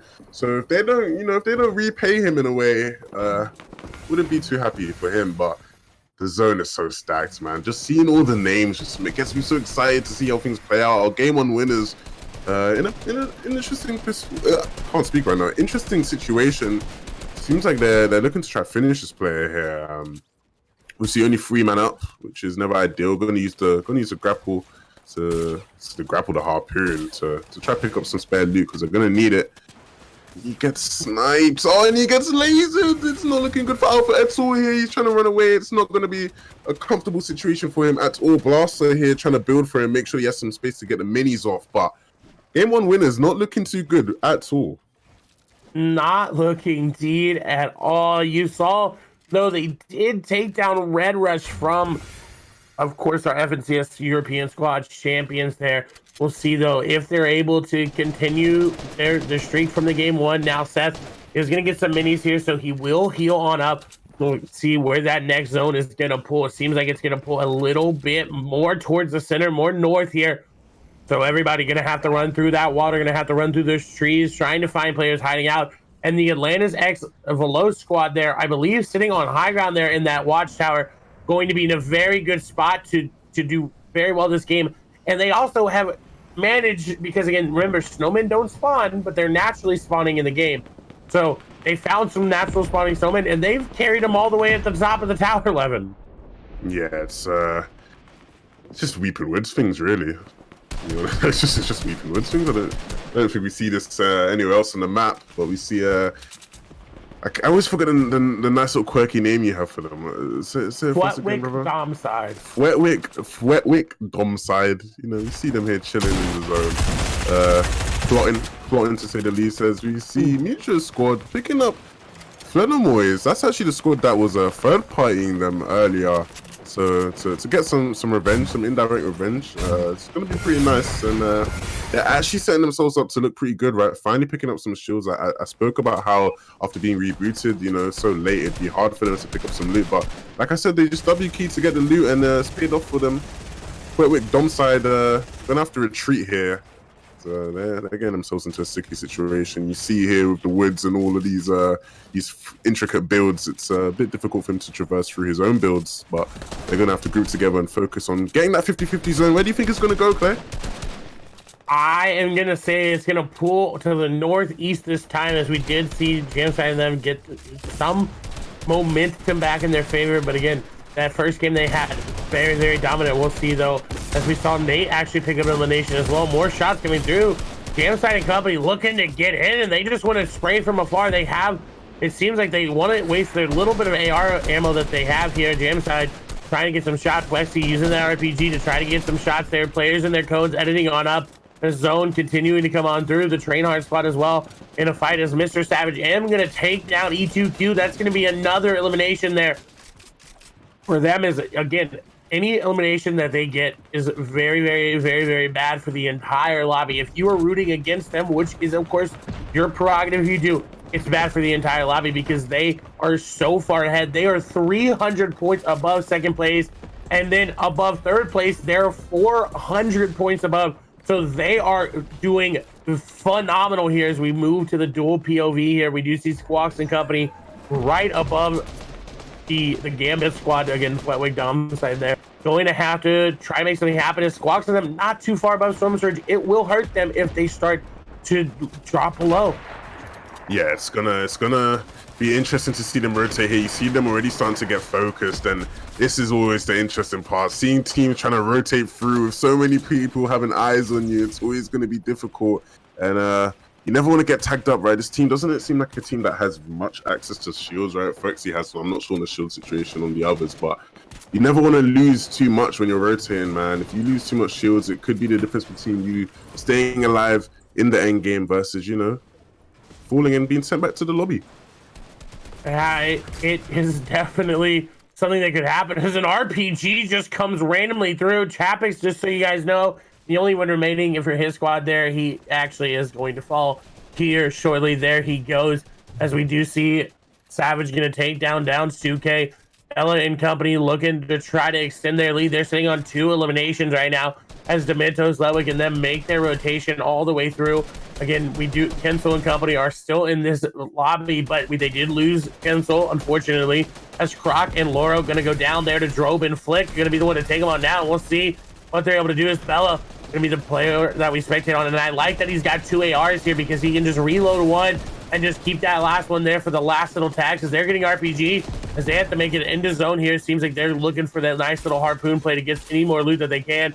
Everybody editing each other down, and they got to be careful. They'll start to get tagged up here if they're not too careful. Now Storm Surge will happen. Zone gonna pull all the way. RPG is gonna thread the way through as Eternity Sydney will fall there. Bella, toe high going down. That was not looking good as Bella and them getting sprayed by the entire lobby. Taxi and Savage, the only remaining members there to try to make something happen, is Savage will fall as well. So now Taxi has to try to put the team on his back, has to try to make something happen. He's got to pull a toe high from yesterday, to be honest with you. He's got to try to stay alive as shots continue to come through for everybody. Lewick and them able to make the rotation. Is a Falcony actually almost picked up elimination, but it was yoinked there from a by Shinny. My apologies. The shots continue to come through. Lewick and them rotating through the mid ground. Taxo and company did end up getting eliminated. Oh my God. The high ground has been taken over as we see Taxi taken down by Wolfies, Nate, Mongrel, and Benji. They have secured the high ground, and we'll see if they're able to pick up the victory as the Gambit squad looking to rotate on through. We do see Mitro falling there, unfortunately. Going to be CRR and Falcony only remaining there as Falcony falls as well. It'll be up to CRR if he's able to make anything happen into the stream. Nate and them are getting RPG'd out from above, but Jamside and them rotating on through. Nothing really happening here in the mid-ground tarp, as now we see the POE come through his jam site. Well, as I say that, going to get RPG'd, and Demento's going down as well, and that's not going to be good. Letwick and Flexi, oh, well, as I say, Flexi, he goes and gets eliminated as well, so now Letwick has to try to clutch it up big here. He's the last player remaining and needs to get those points, as you do see Stormtroops coming through. 2 more players need to go down. Mongrel and Vato gonna get some elimination there. Wakey is gonna go down there to Mongrel. Idlehigh gonna go down there to Wolfies. There's now someone challenging the high ground. Can't exactly see who it is. It's Idlehigh and his squad, as they have unfortunately lost it. There's Kaspera, Anas, and Shinny are alive. We do see Droban getting knocked, eliminated by Indretta there. Nate coating himself off there. A little bit of an unfortunate event as the ground through the low ground is going to be very contested. Wolfie's going to take down Ibuhai. Violin going to go down there. Aid Company getting challenged yet again. Shots coming through. Anas is playing zone very far back, and we're not even in the A zone, and I don't think that's going to be the play, as Tux is going to get sprayed from above. That's going to be Nate that takes him on down. So the low boom squad still in this. We'll see if they're able to do it. As I believe I see Flexi, or Letwick, my apologies, they're very, very low on your screen. Potosign Company trying to rotate on through. Everybody getting shot. Nate is going to fall down there to Kaspera. They continue to contest him, as now Vato falling as well. Letwick does go down there to Slick as shots come through. RPGs, everybody RPGing this squad, as now Astimus has to fight the zone and everybody in the squad for anything there, as he's going to go down there. Now Mongrel and Wolf, well, Mongrel is going to be the last one remaining, as Anas is able to take the high ground there. He doesn't have a team though, and it is not looking good here for him. We'll see as he starts to drop on down. Airwax is right there with him. Nikov did go down. Anas dropping all the way down into the water, so he made a very nice play. As Indretta 90s for high ground. He's going to have a side drop right there with him, as Trox going to go down there to Podoside.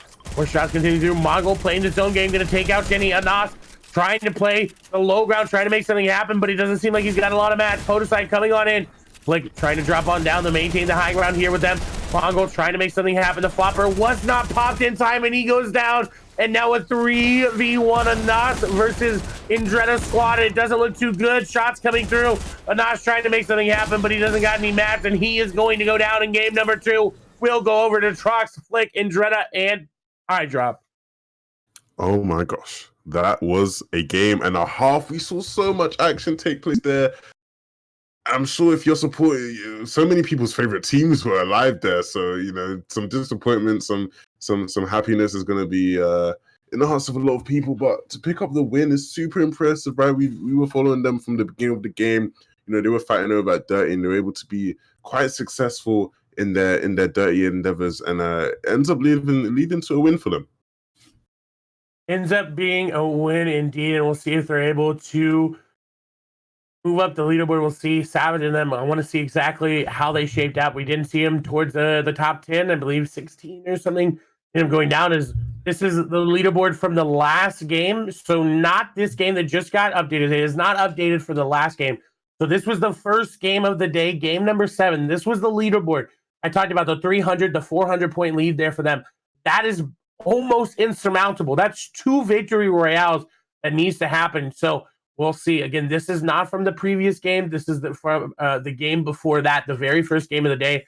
There was an issue there with the leaderboard, so we weren't able to show it to you right away, but it was fixed. Everything happened. There's just a lot of players trying to go to the site, and unfortunately, sometimes that crashes. You know, that's just how the internet works. It's a little bit more complicated than we might all think, but everybody looking good. The leaderboard's shaking up. We did see the Train Hard squad move up very, very far there from, I think it was 20th to 10th spot after that first game of it. Yeah, it's so nice to see them move up, right? That's all you want, right? You want to be where you can win some money.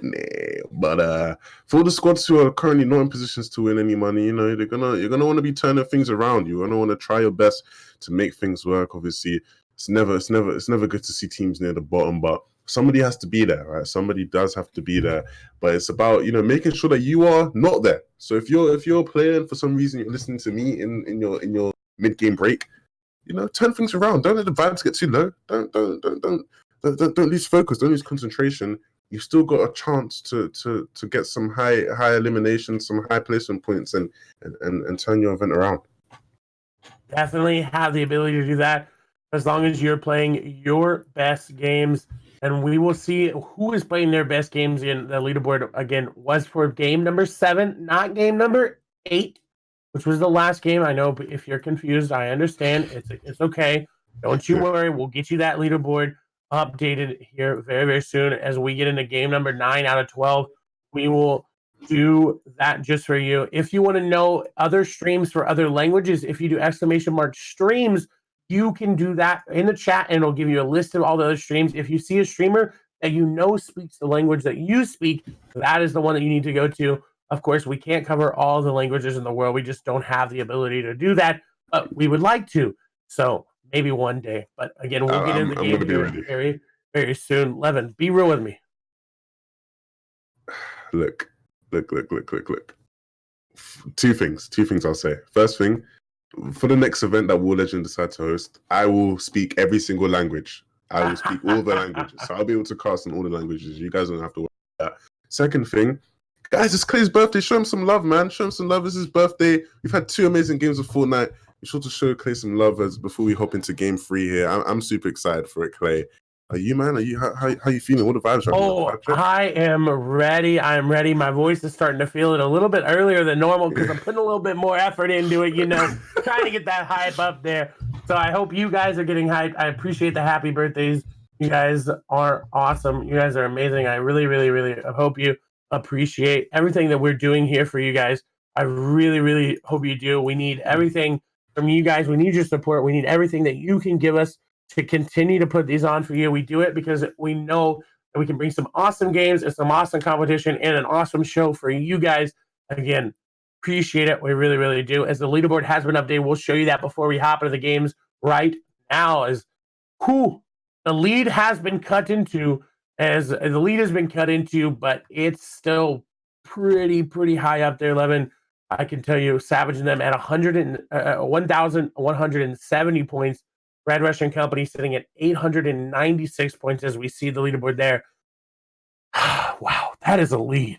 That is a lead and a half, man. And an average person of 5 with 65 kills. Like, it's super impressive. But what is more impressive is the team starting to, close the gap, like you said, man. FNC's champions in close, well, not close, but in second place and close behind them are Benji and company, and one of the fan favorites. We see a couple of other squads here. I'm super impressed to see the Veloce boys, man. I'm a big fan of them. I love all of those guys, and I was quite harsh on them on Monday, man. I said I wanted to see them perform a lot better coming into today, and they have. They're in the top 5. They're looking good. The D-Mine guys sitting in 6th. Obviously, the game 2 winners, right, sitting in 7th place.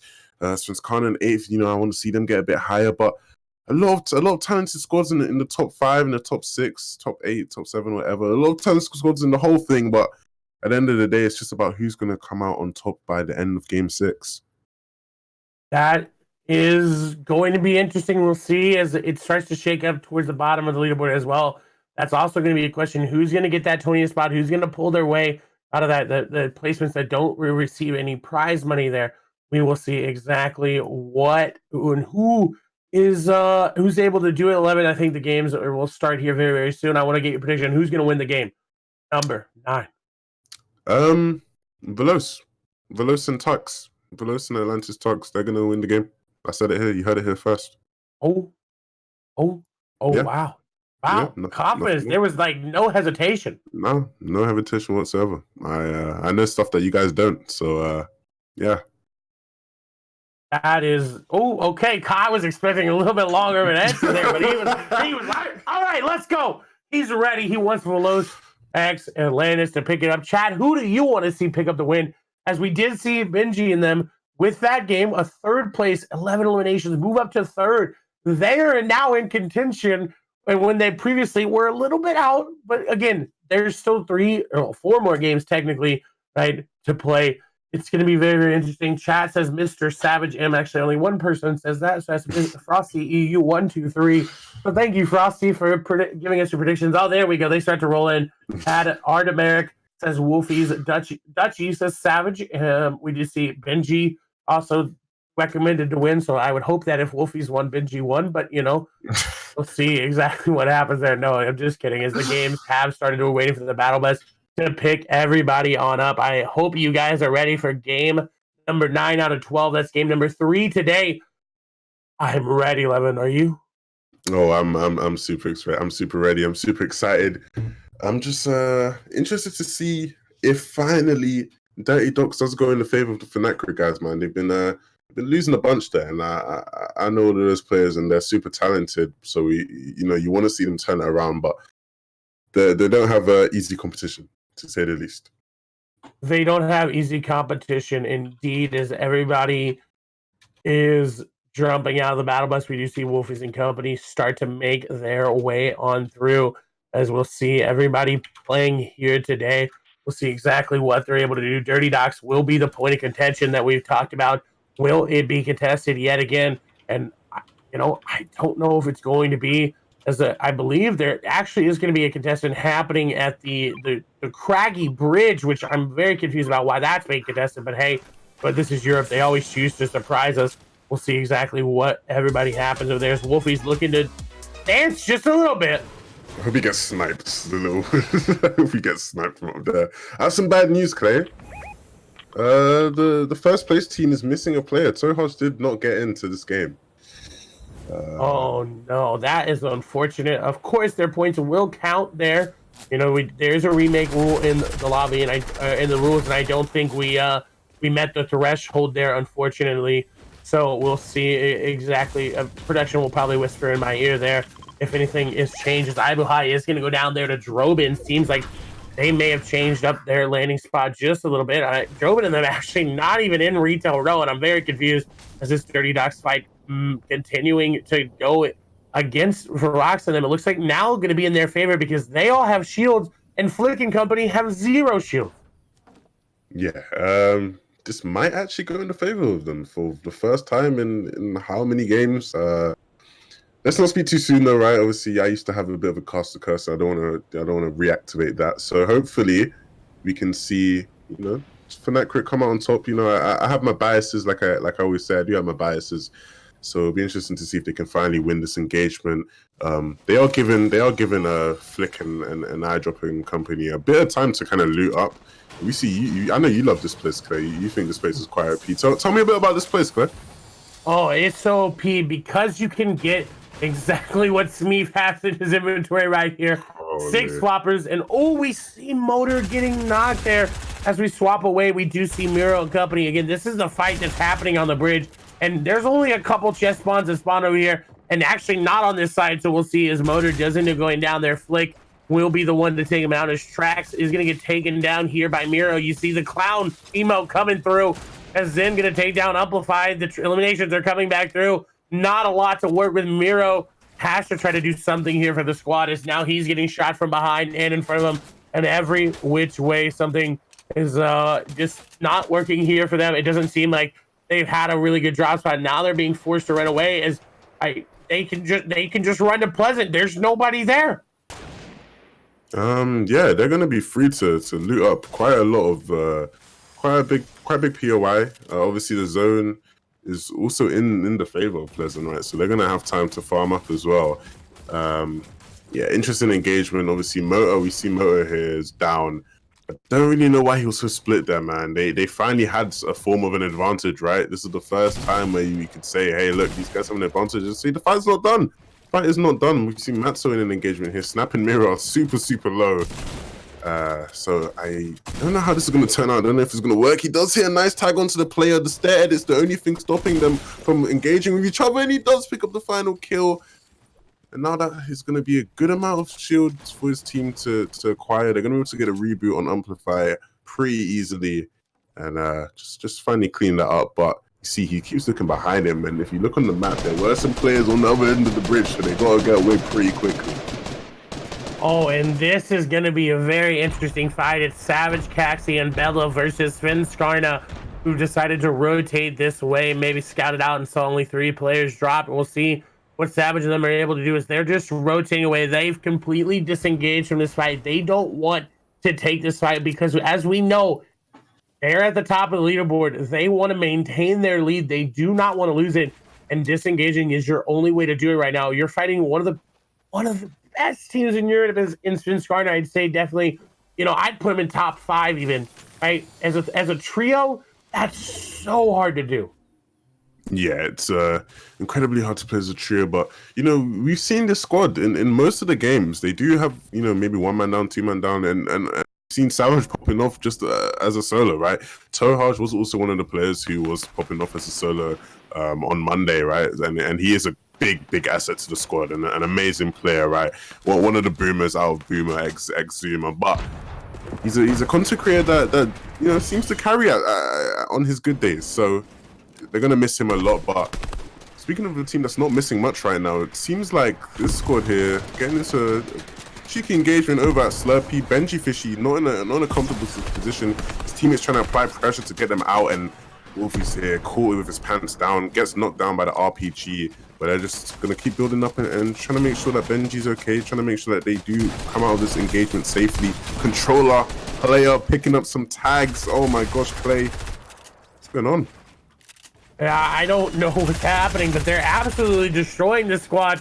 Even though they didn't have that really advantage going in, Benji was so low. They end up taking down Fremont and now looking down to take Quavato and pay 1K out. Now they have to be careful. There are teams that can rotate in, but it's going to be a little while.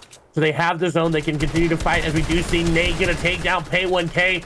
Seth is going to go down to become Legend Slick, as now this is a 2v4. Quavato and Twos trying to make something happen, as Twos is going to take down Benji, and that's definitely making something happen. There's the elimination will come through. I'll go trying to find Twos out. He will just go ahead and prioritize the reboot card, and that is confidence. Picking up the reboot card before going for the elimination says, hey, I know we're going to be able to pick you up. Now we do see Yoxo take down Flick. Nate trying to make some nice edits, and Wolfie's going to go down as well. That's going to be Twos taking down Wolfies, as they do take down Quavato. Twos in a 2v1 may be able to make this happen here. It does not seem like it. You're fighting Mongo, you're fighting Nate. Gonna be very hard. Shots come through. A nice edit here. Gonna put Mongo in a box. Edits come through. The trap coming through as well. Twos is getting fancy with it. Twos is saying, I don't care who you are. I'm about to take your entire squad out. He wants one more elimination. Twos looking for the stream's Nate right now. Nate has to try to just back out of this fight. He is not playing with the confidence that the Twos is playing with. Oh my God. Twos playing with such a level of confidence that I have not seen from him in a while. Nate forced to back on off, as we do see CR get elimination as he quickly gets turned as well. He just shot on Mongrel. What was that? He's about to 1v4. Oh my God, Twos. That was insane. You saw the trap placed on the roof, edits the stair, tags up Mongrel, knocks him. Does the same to his teammates as well. Like he just popped off. Pop off indeed, as we move into another squad trying to pop off. Now they did lose CR. We do see Falconing going to take down Revsguard. Shots coming through. Mitro trying to get a little bit of that L2 action himself, but shots not hitting here for him, and he's finally going to hit him, as unfortunately Toos was not able to complete the squad wipe, the ace, as Nate does end up taking him down. So Nate will be able to maybe pick up the reboots, but Slurpee right now has two different teams in it. That's going to be very hard to pull off, but Kinsel and them could go back to Holly Hedges, which is exactly what you see them doing now, to go ahead and pick up CRR back up. We do see iDrop going to go down there to train hard Seth. That fight continuing to happen. A lot of teams caught out of the zone. It's going to be very, very, very, very hard to get in. The zone is pulling all the way to the east side, no, the west side. My apologies, I got my directions messed up. We do see a Nas inside the zone getting tagged up. He is going to fall there, because he doesn't have anything to heal himself up with. Actually, I think a teammate just hit him with a bandy cannon from down range, as they're trying to hold the train hard squad inside of the zone. Not going to be able to do it, as they end up making it out. Apologies. That's actually going to be our FNCS squad champions right there. Train hard a little bit more further north. And this squad looks all right. They've got the heals on Ibuhai, but do they want to invest it into a Nas as they rotate through? Yeah, it'll be interesting to see what kind of decisions they make. I'm always an advocate to rotating in where you have to, but it's never too bad to look for some tags, especially when Storm Surge could be a factor later on in the game. So, you know, some nice pistol tags there. I'm a fan of the pistol now. I know earlier when we used to discuss the pistol, I didn't have too much thoughts in it because I didn't had much time to use it, but I'm actually a big fan of it, man. What are your thoughts on the pistol? I love the pistol. I was an early adopter of it. That legendary and epic pistol provides so much damage there for you. You can just do so much with it. Now I can confirm CRR did get rebooted, so he is back in the game. He can provide damage there for his teammates. We do see Lestream's Nate is going to fall there. I don't actually know if he was able to pick up. No, I'm looking and it doesn't seem like Mongrel was able to get revived. I think in Wolfie's, no, he wasn't able to pick up the reboot, so he got the healer onto Toos, but there was nothing there that he could do. Yeah, that's pretty unfortunate, right? Because obviously, when you see him pick up Toos, that is the first thing that comes to mind. It's like, okay, yes, he's picked up Toos, but now he's going to be able to get up his teammates, and unfortunately, not being able to do so, which is going to be unfortunate, right? Big player in the game, they were the third place team, so to see them go so early, it's not going to help their chances of catching up with the first place squad. And we see Spence Kana here sitting in sweaty sands. Some pressure being applied to Chapix. Chapix, you know, dubbed as one of the better players in the EU. He's had a quiet tournament, to say the least. We haven't seen many highlight plays from him, and maybe we'll see that change, man. His loadout's looking average at best, I'd say, and that's in on 0 kills as a whole.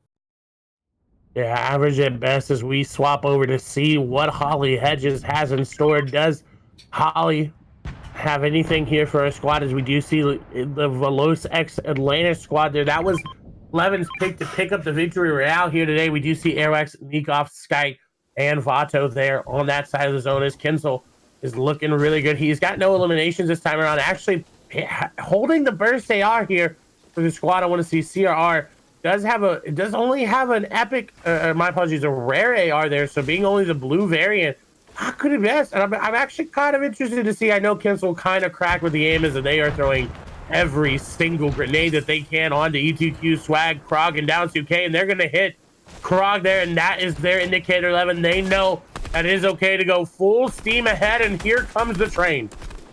Yeah, this is they're like a tank, man. They just move around the map slowly, just destroying things in front of them. And it'll be interesting to see if they are uber aggressive for the rest of this event, or if they kind of, you know, measure their aggression. If they want to make a comeback, they're gonna have to be uber aggressive, right? If they want to make sure that they can put themselves in a good position to win some nice amount of money, then they're gonna have to be super aggressive. Ooh, nice big pot here. That's a nice find. He's gonna be able to slot that into his inventory pretty nicely. One of the perks of being an Ariana lover, you get free shields. You get free shields as we move over to Veloz. Save it here as he's looking for their sniper. Again, sometimes they're a little bit buggy there. He was looking through that sniper to try to find someone. Is the RPG going to come through? Just putting his head up against the wall there to try to get some shots and try to find out as much information as he can. Ed is coming through, but nothing will come through. His zone are going to go very, very far down. As we do see, hold on, the Ariana lover may have had the big pot, but he just got eliminated there by Kaspera. Also, one of the perks of being an Ariana lover is actually, you know, I'm gonna stay away from that topic. I'd say not looking too good for Falcony right now. He's obviously no longer in the game, and they're not gonna be able to pick him up most likely. Holly Hedges is super packed right now, so I'd say they're just gonna have to move as a free man. But they're used to it. Oh, maybe I was wrong. No, they're going for it. They're going for the reboot. I was wrong. I think they're gonna get this off as well. Oh, so the Ariana lover's gonna be back in the game. No problems whatsoever. Yeah, definitely. Yeah, the reboot did come through, and I can't believe they've rebooted him, and they've also rebooted CRR here in Holly. That is, again, that's confidence, knowing that you can get the loot, you can get everything you need to pick up your teammate and say, you know what, we're gonna bring you back in. While your teammate's probably like, no, you know what, you don't have to pick me up. It's fine. It's okay. It's good. But they said, no, we're going to pick you up, Falcony. We're going to get you back into this game because, you know, as the past games have, oh my God, Nitro just gets tagged up, sniped, everything in between as he takes so much damage. Now, again, Falcony, the carry in the last couple games, we'll see if he's able to clutch it up and perform as well as they did. But they've kind of established dominance over this side of zone, and I'm interested to see where the next zone pulls. If it continues to pull a little bit south, maybe a little north as we swap over to the Dynamite squad.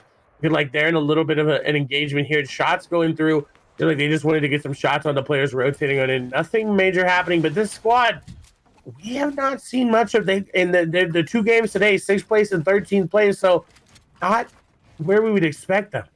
Yeah, not. Pardon me, not the best of starts for these guys, but at least they got out. At least they got out of dirty, right? They weren't able to pick up Motor, unfortunately, but you know these 3 are still great players. You know. UK boys, I'm a big fan. So hopefully we can see them make some noise. Loadout's looking all right. The floppers are such a key part of this man and this season. So as long as you've got some floppers in hand, you have potential to make some plays. You definitely have potential to make some plays as we move over here to Downs 2K to see what they're able to do as shots continue to go through. I believe they're fighting against it wasn't Sleef and Company. I didn't see who they ended up picking up there as shots continue going through. Downs trying to get some shots as they're going to pick up an elimination there. That one going to be on Solary's Airwax, and you know he's not going to be happy about that as they're now trying to push their advantage. We move over to see what they're able to do and exactly with the pressure they can apply. RPGs, grenades coming in. They can shred an RPG through, but Swag is building in front of Downs 2K, and he knows not to RPG because he could also RPG himself as double comes through. Doesn't actually connect, and it seems like they just wanted an extra loot, and now an RPG is going to come in through, and now Downs in a bad spot, but Vato and Nikov going to fall as well. Everybody from Solary X the stream, everybody from any Solary squad seemingly going down here. We'll see Bella EU, though, falling, and that's going to be big, as Kenzo and them seem to be riding their way into the zone. That's a really, really big elim there onto Bella. I don't know if they're going to be able to pick them on up. We'll see. Again, only 3 players there on that squad. Yeah, Bella going down is very, very crucial to this game, man. Because if you remember at the start, Toraj did not get in. So that just leaves them just 2 players left if they're not able to pick up Bella. And as much as these guys are on a roll, as much as these guys are on a tear, 2 players in the squad lobby is very difficult to handle. So hopefully they're able to pick them up, and if not, then hopefully they're able to just have some easy rotations, because you know you want to see them improve their score on the leaderboard. But if you don't want to see them, I know there's a lot of Savage fans. If you don't want to see them do better, then you're hoping that Bella goes down, right? You're hoping that he is out of the game so that your squad can rise the way up and close that gap.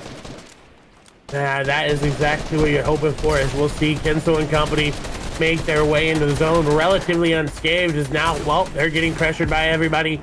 And so going to go ahead and back on up, builds out of metal, so it's harder to get that elimination. Red Rush is going to take down Fnatic Smeeth, and the elimination will follow right on after. We'll see if that impacts Smeeth and company, as they were able to make it out of that spawn fight there, but it's very, very little to work with. It's going to be Varax and Mexi remaining there for the squad.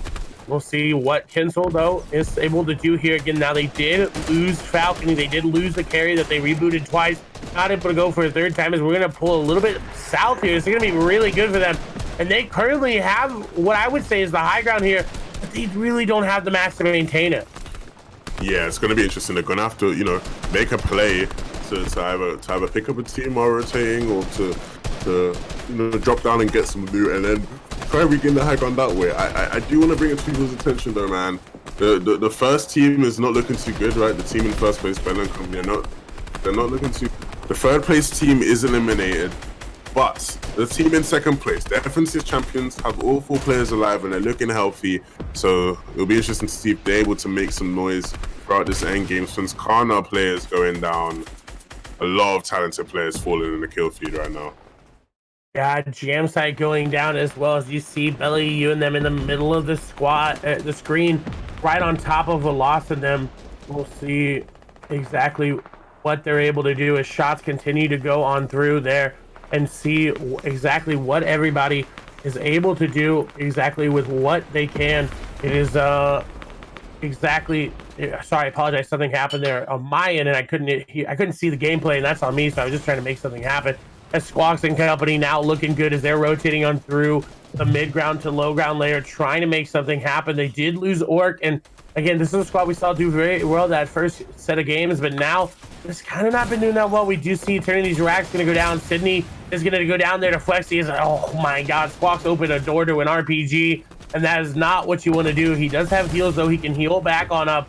See what if that impacts them at all. It seems like they're just going to continue back on up. Zone going to pull all the way to the west side, and this is going to be very hard for a lot of players to rotate through. And oh, what a nice play there. Oh my god, that was so beautiful there in Skype. But he's unfortunately going to fall there. Yaxo going to go down there to Tux. Red Rush going to go down to CRR. Huggy-san going to go down there to Astimus. Fluttermoy's going down there just like Squawks, trying to make his way on through, trying to protect his team as the zone has not yet moved yet. We will have 13 players that need to fall before Storm Surge finishes.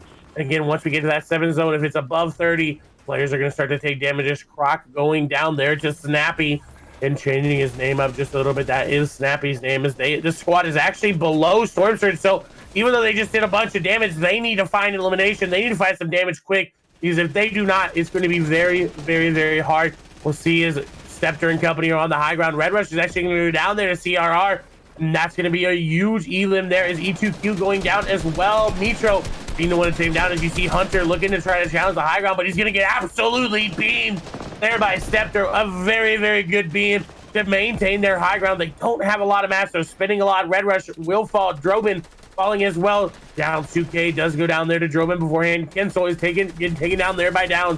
CRR will fall as well, so I believe they are eliminated, as now Varrock's eliminated as well. Savage is going to be knocked there by Save It. More than likely eliminated, as you see in the middle of your screen. Bella and Caxty are still there, trying to make their rotation, trying just to stay alive as much as they can. We'll see the Train Hard squad still there as well, looking good. Wakey is unfortunately going to fall there as shots continue to go through. Letwig trying to make the way up the little bit of the incline that's right here. He's going to make some nice edits there to stay alive. The Train Hard squad going to take down Astimus. Core Gaming, I believe, just went down as Flexi taken down there by Laura. Core Gaming will fall to Rezumi as the squad on top, looking very, very good. Matt's not looking the best, though, as Seth is going to accidentally just eat his teammate. There's a trap taking down two as more shots continue to go on through. Eliminations coming through. They're getting dropped down, and now Seth has to work for himself here. We'll see if he's able to do anything. His blaster there kind of separated. Trap going down. Jaxo will take on over Seth. Getting dropped down, sprayed by everybody. Trap goes down. I think that was a misclick as he goes down, as well as Blastar. That's going to be, I don't know, I think Lowboom took him on out. As Squawks and company are still alive here. We did see Bella go down. Tux did go down there to Squawks. My apologies. The shots continue to go on through. Podesai and company trying to make something happen. Podesai is going to go down. Tux will fall to Squawks, so he does get the siphon. But Squawks playing the zone game, just trying to hide on out, as someone is going to sniff him out. They're going to try to put the pressure back down, but I don't think he's going to be able to pop any more floppers. He does have two of them there. The floppers will be popped here. We do see a lot of eliminations coming through. Everybody quickly get eliminated there, and it's going to be Scepter and his squad versus Squawks and company. As Squawks, unfortunately, falling in. Nas, I believe the last one remaining, goes down there as well. A G well played, as Scepter and company take home the victory royale, and they take home 12 eliminations. That's a great win for them, man. And I don't want to take away from their win, but boys, Lowboom and Tux in the end game there dropping at similar times.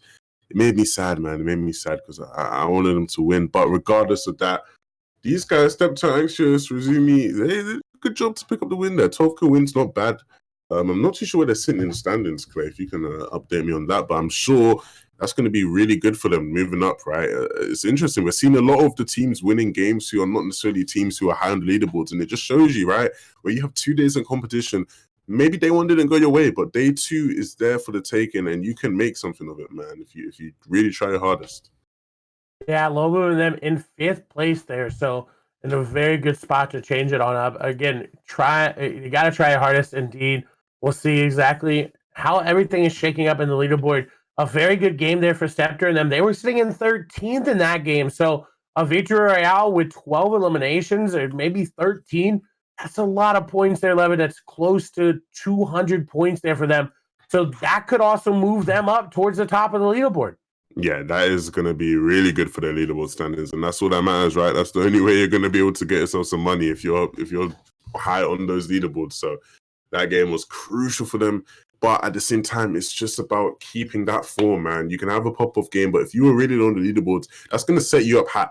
But it's not going to put you in a position that you want to be in, right? And you want to be in a position to compete for that top 5 money, because that's some sweet money. That's what I'm going to say. Some sweet money. So complaining. Ooh, sorry, my apologies.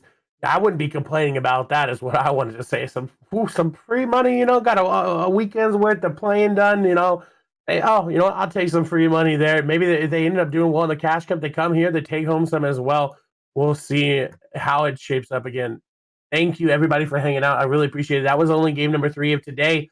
Now, we did play 6 games on Monday. We have 6 more games today, so we only have 3 more games left. We're going into the back half of the games. It's going to be very, very interesting to see where the top and the bottom of the leaderboard shake up to be. It's going to be awesome. I hope you guys are ready. Make sure you're following us here on Twitch as well as on Twitter, WL Fortnite. Go show WarLegend some love. They are killing the game. They're trying to bring you the best production, the best show, the best games possible. You can follow Levin and me while you're over there at Levin2K, at Clay Sailing. Both of us, same name on all social medias. You can check us all on out as game number 10 gets underway as well. Levin, who you pick? Who's your pick to win this time? I want to hear a confident pick. I don't have one. Oh no, I don't have one. I don't know, man. I don't know. Who do I want to see win? Who do I want to see win? Oh my gosh! You know what? I don't know. I'd like to. Okay, there's a couple scores I'd like to see. Kind of, have good performances. I don't know who I could pick to win. I'd like to see the train hard guys. Have another strong game. I'd love to see Bella and company kind of make up for the fact that Tohaj didn't get in, and they had, not the best of games by their standards. I'd love to see them do pretty well, and I'd love to see, Micha and company have a pop-off 28 kill win. Something cheeky like that. Maybe that would be that's suffice for the last day of the finals. I would definitely suffice. I definitely would not be complaining about that as we get ready to go into the games here soon. Code will go out. They're taking a little bit of break there so the players get, reset the mindset. Everybody getting their stretches in, maybe grinding and creative, getting some fights happening. Everybody just waiting as we make some things happen around in the background. And thank you all for hanging out. I want to know who you guys are supporting today. Overall, who is the player and who is the squad that you're supporting? Who do you want to take home the victory? Do you want the dual Pete there from our FNCS European champions? Do you want Redwish, Wakey, Snappy, and Drobin to take home another title? Or do you want Belly, Caxi, EU, Tohai, and them to make it happen? Whereas maybe you're rooting for Benji Mongrel, Wolfies, and Nate. We'll see as everybody says Savage. Oh, a Mitro there in the chat. All right, Cyber Printer, I like you. Savage got a lot of fans, man. Oh, okay. The Savage fans, I like. Yay! If you're rooting for somebody else, you gotta step it up. You ain't got no representation here. There we go. A Benji, and then we got a Zodiac says Solary Hunter with MCES. There we go, Benji. There we go. Now people are starting to wake up there in the chat. A little bit. They're just lurking. They're enjoying their popcorn a little bit. Yeah. Can I get a 1 in chat if the vibes are high? If the vibes are high, just spam the chat with 1. Just 1. Oh no, Levin! I do not advise that. But hey, let's see. Are the vibes high in the chat? The vibes are high.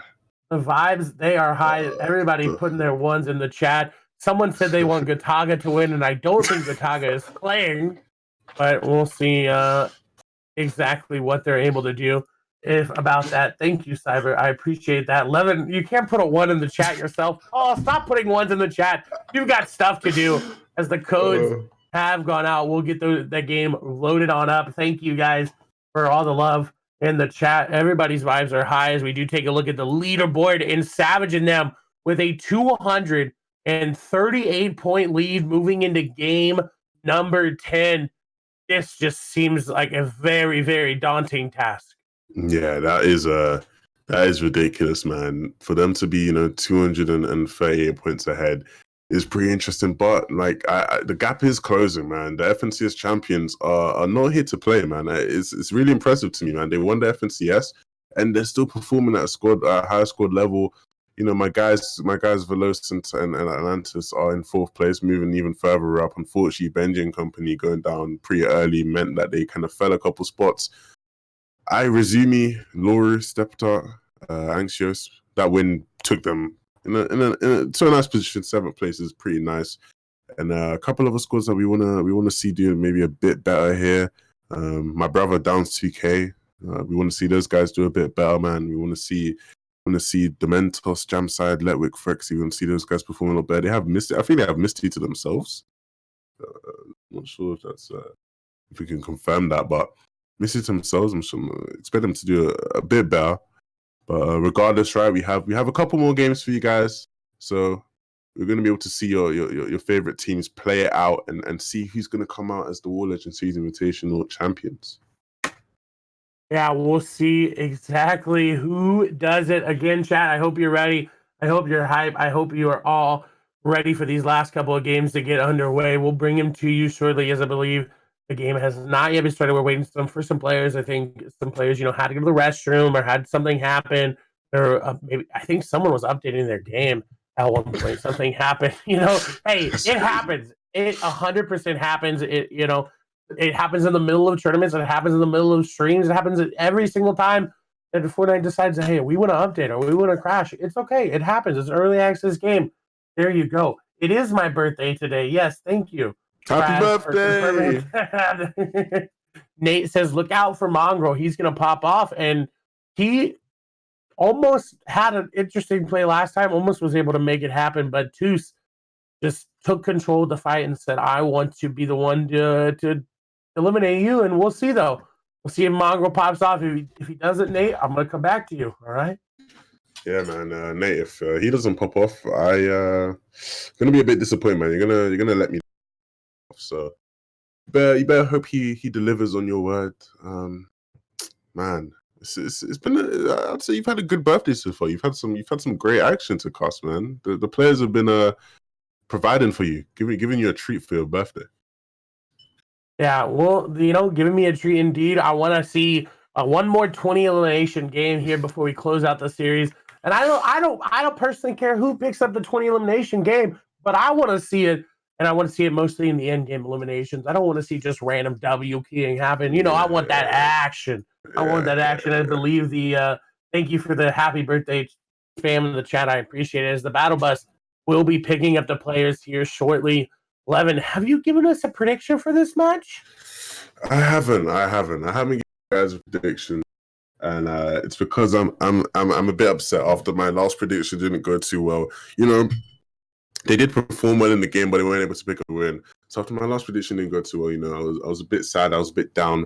But I've decided to man up now. I'm gonna be bold and be confident, and I'm gonna say that the day one dominators are gonna come back in this game and show us why they were dominating day one, and they're gonna pull out a win. That's what I'm saying. Pull out a win. That's an interesting statement to make as we see the battle bus come on through. We do see this player landing on top of the mountain. That's going to be Loro trying to get some early shots. I didn't actually know that there was an ice block spawn up there. Definitely might have to land there for my own solos. Actually, this team quite near Llama. I think one of them actually landed on top of it. We'll see, as I believe Savage and company did all make it into the game as Dirty Docs. I think going to be the first fight for the first showdown here in this game 11. But the question is, who is it going to go over to? Ooh, that is too hard to guess, man. How are you going to give me that predict? Do you have a prediction for that? I want to know, because I genuinely don't. I think Team Fnatic are going to come out on top this time around. You see them start to all drop in, everybody coming through, and of course the game decided that we're going to give them both purple arrows, so it's very hard to distinguish on the map as we're rocks in a lane at the stacks there. The entire squad has kind of been split, Flickin and Dreaded together, Mexi and Smeef together, and there's not a lot of weapon spawns up there at top. Is Smeef getting aggressive there, and Dreaded does have shield, though that's going to put a damper on the plans as Mexi and them look to steal all of the little ice machines there as Trox does make his rotation over. Shots do come on through here as the motor is on top of, I can't exactly see where he is, but he's on top of something and he's looking to try to get some shots. He's actually that little arrow down to your southwest there. Is Andretta trying to farm on up. We'll see. This fight might continue to stall on out. Who knows? Dirty Docs does take a little bit longer to fight, but it is right near zone, so they don't really have much to worry about there. Yeah, it's this fight is one of those more long, right? You gotta wait for people to take their position, and you gotta hope you get the better of the loot, and then they start to fight it out. And it's a key part of the game, right? Because we saw the game where iDrop's team won successfully. They ended up going on to win the game, right? So we have two big competitors. So them fighting so early on every single game is very important. It's very important for the storyline of the whole event as a whole, right? Because we want to see one of these teams perform high, and if they kind of even out their engagements, it's going to mean that they both kind of level out in the middle of the leaderboard. So it'll be interesting to see if we can have one clear definitive winner of this landing spot for today, as we see some pressure being applied by Trox, getting some nice tags onto the players here, and Varrock's going down as well. Yeah, Varrock's going down, gonna even up the eliminations as you do see Smeef going down as well. Now Mexi and Motor having to fight for themselves, and I honestly just back out of this if I'm them. I decide just run away, get out as soon as we can. We do see Beehive taking down Floaty there as Violinin going to get taken down there by Ritz. Now Slick and Violinin have to play by themselves, but Slick is completely left Violinin as Mexi is going to fall. We do see Motor, I believe, the only remaining member there for the squad. He's just going to have to try to hide on out as we move to Slick, who was nearby, but he's completely abandoned his team. I don't think he's collected any reboot cards, and this is just not where you want to be, a solo in a squad's world. Yeah, solo in squads was pretty hard, man. Like, it is really difficult to win. I don't know if I've talked this way before, right? But my first ever pro custom, right? We had like a private Discord where all the pros were playing squad customs. Like a lot of players who were playing in the Sobby now were playing back then, right? The stream guys were playing, a lot of the Solary guys, Mongra and company were playing. And I actually queued up solo. Like it was a squad custom, and I queued up solo and I won. And I won by minigunning the guys on high ground down. It took full damage, and I was really excited. That was actually my first ever pro scrim as well. So like I was like on top of the world. I thought I was the best player in the game. Turns out I wasn't. Never really got many wins after that, especially not as a solo. But hey, cool factoid. You know, cool factoid indeed. As we move over to the fight that more than likely is going to happen again. This is going to be Benji and company fighting Quavato and his squad. Will Juice be able to make a play happen? Will he be able to clutch up and try to absolutely dominate the fight yet again? It seems like Benji is upgrading there. Using some of those mats, I definitely think upgrading that pump shotgun was the wave. There's two players just sitting. If he walks out of this door, Benji will be eliminated if he doesn't do it carefully. Is there someone on the other side? They've got a pinch between both ways, but a nice block there. You see the entire squad is just sitting, waiting, other than Fremont. They are waiting for Benji to walk out. Oh my gosh, this is some next level stuff, man. This is like watching predator hunt its prey. Like they are crouched, they are prancing, and Benji was aware, man. He figured out something wasn't too right, something was fishy, and they lead to the guy on top. Oh my gosh, then they just go. They're not gonna stop, they're gonna keep applying pressure, try to get a knock. And even though the odds, and then Benji getting knocked as well. What a play from these guys. It's so crazy how they're able to sneak up and Toos getting the better of Benji and company once again. That was just next level. You'd say even maybe 200 IQ strat there to try to get the eliminations, and it worked out. And so now Mongrel and Wolfies have to run away as Pate and Toos pick up those eliminations. Mongrel, you see, currently running there, trying to get out, trying to get away. You see Pate more than likely going to spot him out. I don't actually know where Wolfies is, but I know he is still alive. But Wolfies, I'm very, very confused as to where he is. It seems like Wolfies is actually behind Slurpee Swamp, so a complete exact opposite of where Mongrel is. This does not look good at all. Yeah, they've barely been able to handle Toos alone, right? So if Toos has 3 of his teammates with him, it's likely that they go down, especially when so far split apart. I'm sure they're going to work towards kind of regrouping somehow, rotating somehow. And we see here the kings of WK, I should say, sorry. Doing what they do best, getting into some sort of engagement here. Be interesting to see how this one plays out for them. CR wearing a nice skin, man. What do you think of this? I love this skin. Oh, this skin is probably the most atrocious skin in all of Fortnite Battle Royale. As I think they're actually getting an engagement here against Mr. Savage and company. I believe that's where they are, rotating up here a little bit. They knew that Pleasant was a little bit free.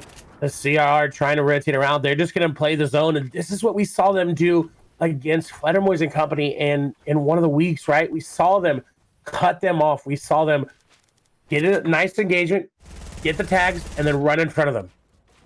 Yeah, they do a good job of, they know how to pick up elements, man. They do a good job of being able to use the map to their advantage. You try to cut teams off and eliminate them. As we see here, Wetwick Dom sides. Yeah, I got it down. I got it down there in an engagement here. The mentor's just going to use the RPG to keep applying pressure. See if he can get any damage off his team trying to break the wall as the RPG goes in. He's got to be careful not to get taken from above as they both focusing on this one player here sitting in his box, not giving him any room to breathe. They're going to keep on applying the pressure, looking for the wall, and he realizes he has to edit. Misses the shot, the player actually jumps on him, and he's so low, he's been knocked now. Oh, Eternity Rax making a play. Ledwig trying to help out, and so is Swexy, but they're all going down. And now Jamside, the only one remaining. Oh, well, my apologies, Swexy, the only one remaining, but they're all just eliminated, so it doesn't even matter anymore. Eternity came through and said, "Who are you? Who are you?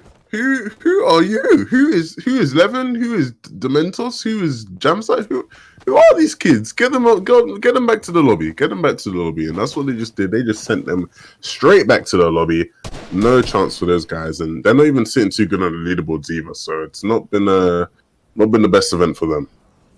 It has not been the best event at all there for them. But again, they can always turn it around, try to get out of that bottom standing. I believe they are currently in 20th spot, so they will be getting prize money if they continue to play well. But again, they just got eliminated, so they won't get any more points here for this game.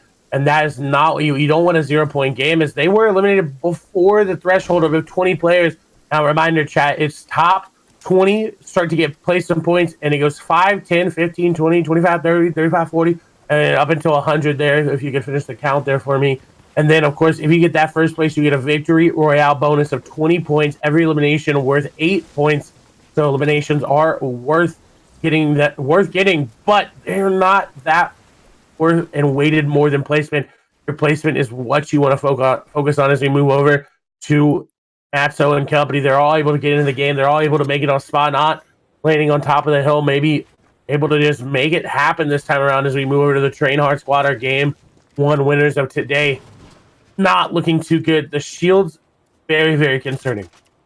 Yeah, it's not a good position for the game 1 winners, but they're gonna have to try to turn things around somehow, man. And you can never give up. Somehow, you know, we see Mitra's squad. The way they deal with Paulu is W King. Maybe this team will take a similar approach. You see them here above Storm Surge for now, so I don't think they'll be too worried about getting any tags. But as a whole, man, it's important, right? This team doesn't have to necessarily worry about Storm Surge, but if you are a team that does have to worry about Storm Surge, what's the best way to go about picking up some tags for Storm Surge, Claire? I think you just got to get a sniper. I mean, you just have to have a sniper, find those long-range picks. Sniper is going to be the most consistent at getting it. He's going to have the easiest time of getting those tags. As we do move over here, I think Loro and company up on the high ground, trying to get some shots down below onto Ibuhi's squad there. Wakey and company are right nearby. And this is a very, very big split for Loro and them. They kind of control this entire mountain, which is interesting enough to say that I think both me and Levin are despise this mountain, but yet the game is deciding, hey, we are going to have a little bit of a zone on it as we move over here to Snap's perspective. He gets a nice snipe there. I believe to finish off a player there, yeah, that's going to be Falcony going down there to Snap. That's going to be very, very, very big, as we do see Snap now getting tagged on up here, completely obliterated.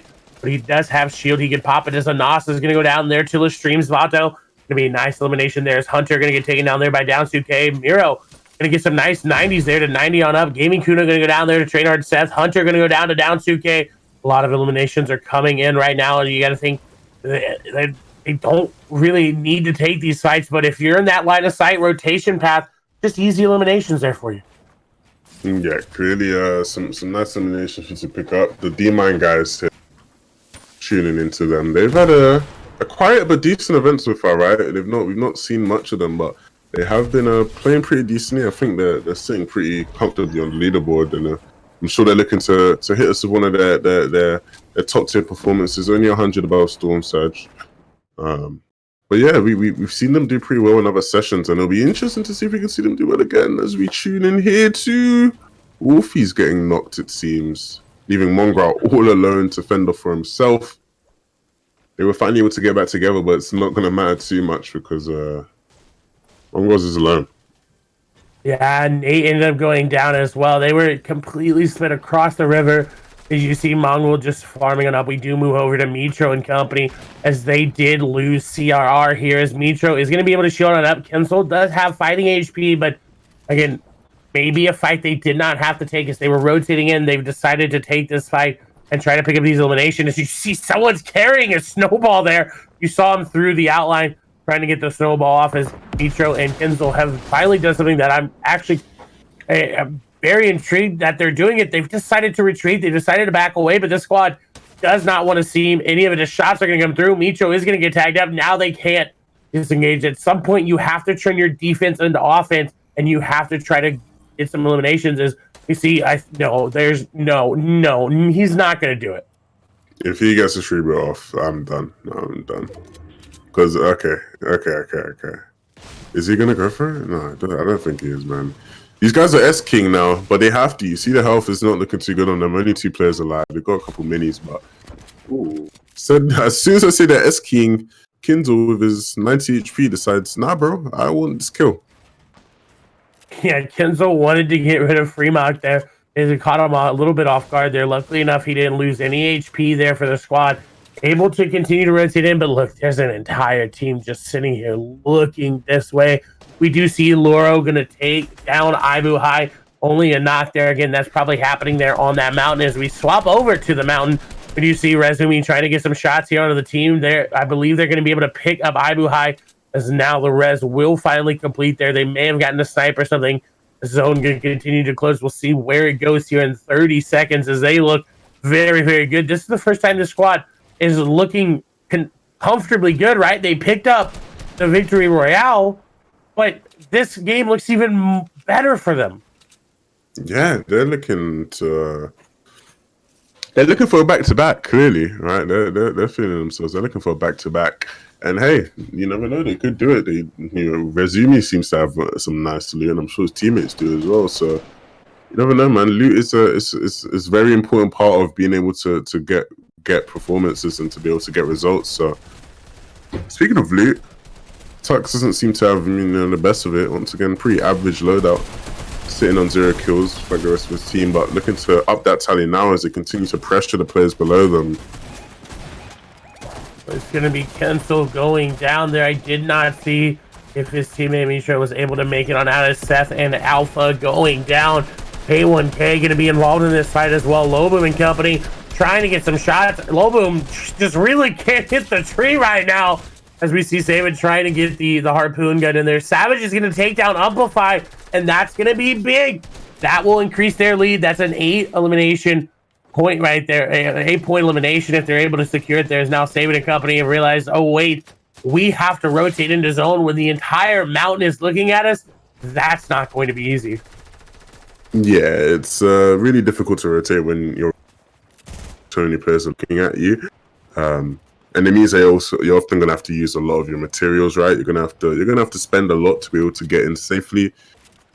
And unfortunately, right, it means that these guys have to use a couple of their mats, but it shouldn't be too bad. Just running into a team here in front of them, the mat economy is gonna have to be spent a bit, but that is a part of squad spending your economy. Learning how to manage it is going to be the key to improving your gameplay and to be ensuring that you survive a lot longer during these games. And they're just going to avoid that team by rotating back a bit later. As we see, they're going to be able to make it on in. We do see Blastar going down.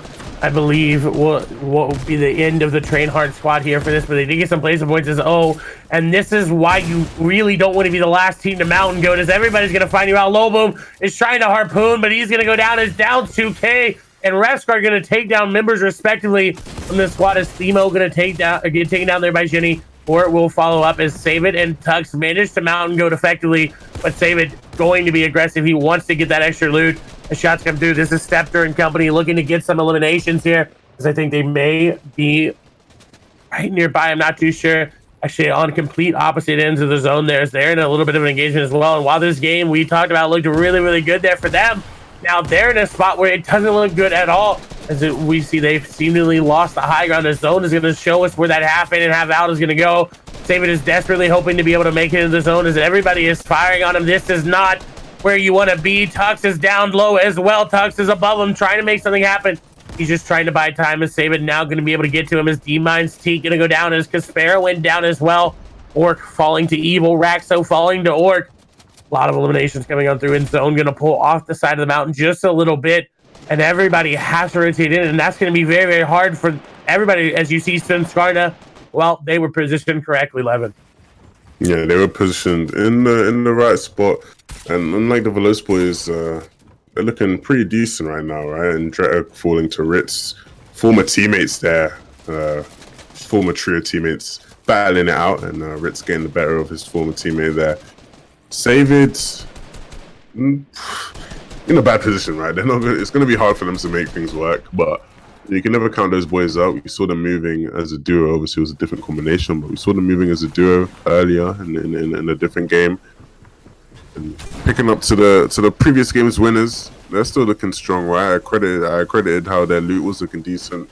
Not looking as strong now, right? Because the shield situation is not necessarily ideal, but you know, I'm sure they'll be able to sort something out. Maybe pick up a couple eliminations on the low ground. You see a beautiful view of the zone. Shout out to the production for killing it over the sessions and over the finals. Hey, what do you think of this endgame so far, man? Are you excited to see any teams pop off?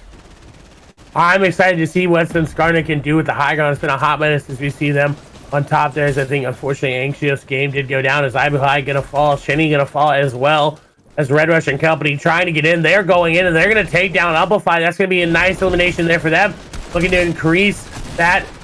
They're trying to decrease the deficit rather there between them and first place. As Wakey unfortunately will fall there. Rezumi and company looking to try to take home the victory as well. As we do see Drobin was 1 HP. Red Rush and Snappy very healthy. Save it does fall as well. As shots continue to go through, Trapix is going to take down one from above, and that's going to be Zen not protecting his back, but they're going to pick him up.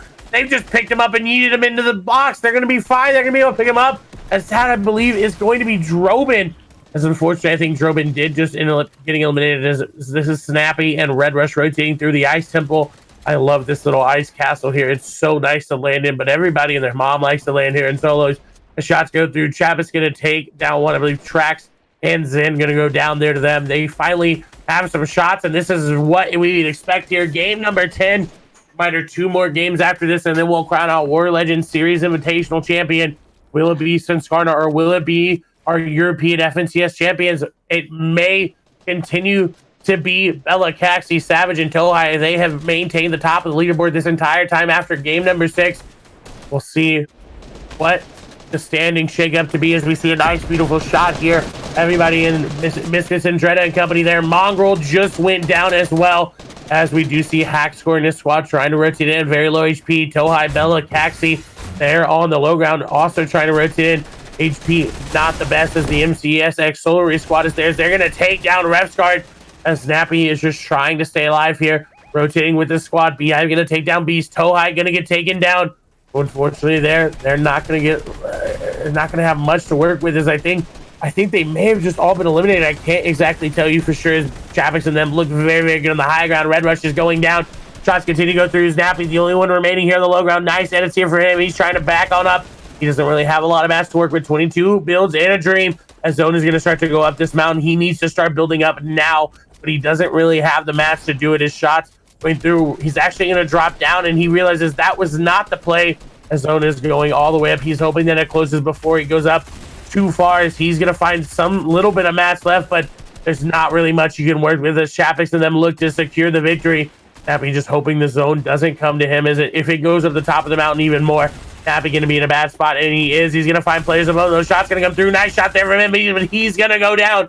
Snappy, unfortunately, falling there. As we see, it's going to be on to the stream. Skype and Tavato and Nikov as that squad now finally looking good as an RPG going to come on through. Unfortunately, Nikov going down as now Vato having to fight for his life as a solo. We'll see Andretta falling, Eyedrop falling, Flick falling.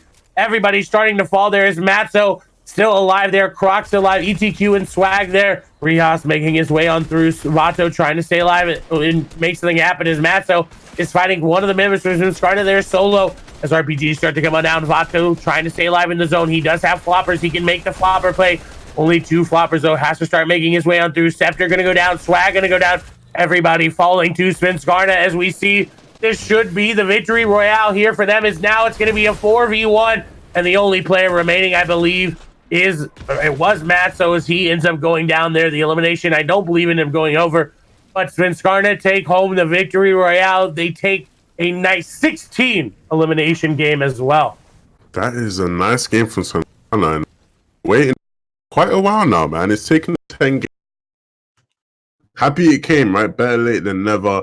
And that's a sweet game for them, right? We spoke about her earlier. They're on some sort of a redemption arc, right? Because they're a team who we saw be extremely dominant throughout, the FNCS qualifiers, and we even, they had their fair share of performances. Pardon me, they had their fair share of performances during the WarLegend Series Invitational, and obviously it was a bit disappointing not to see them kind of, come out on top on FNCS, and in the first 10 games, not seeing them perform as best as we know that they can in this, but to see them finally pick up a win, especially a 16-kill win, right? That is pretty impressive, to say the least. Pretty impressive indeed. We will see exactly where Savage and them ended up, because reminder, they were there near the top, right? They were consistently there, but wasn't enough. Was that victory from our 8th place team, right? I believe, sorry, no, my apologies. They ended up dropping a little bit low. They were 12th place before that game. So we're our 12th place team. With that victory royale, be able to move back up to the top. How far would the lead be there for Bella and them? It's going to be very, very, very, very close in these last couple of games. I hope you guys are ready and excited. I appreciate it. I hope you guys are excited. 11, I know, is excited. I am excited. I know everybody working in the background is excited to see who the WarLegend Series Invitational champion is going to be. 11. It'll be interesting to find out who is it going to be. I'm just excited. I just want to know who comes on top of the last 2 games. I want to see if Bella E and company choke, man. This has become chokeable, right? I'm not too sure how they fared in the last game. We're gonna take a look at the leaderboard now. See, look, they're 201 points behind second place, man. This is very chokeable.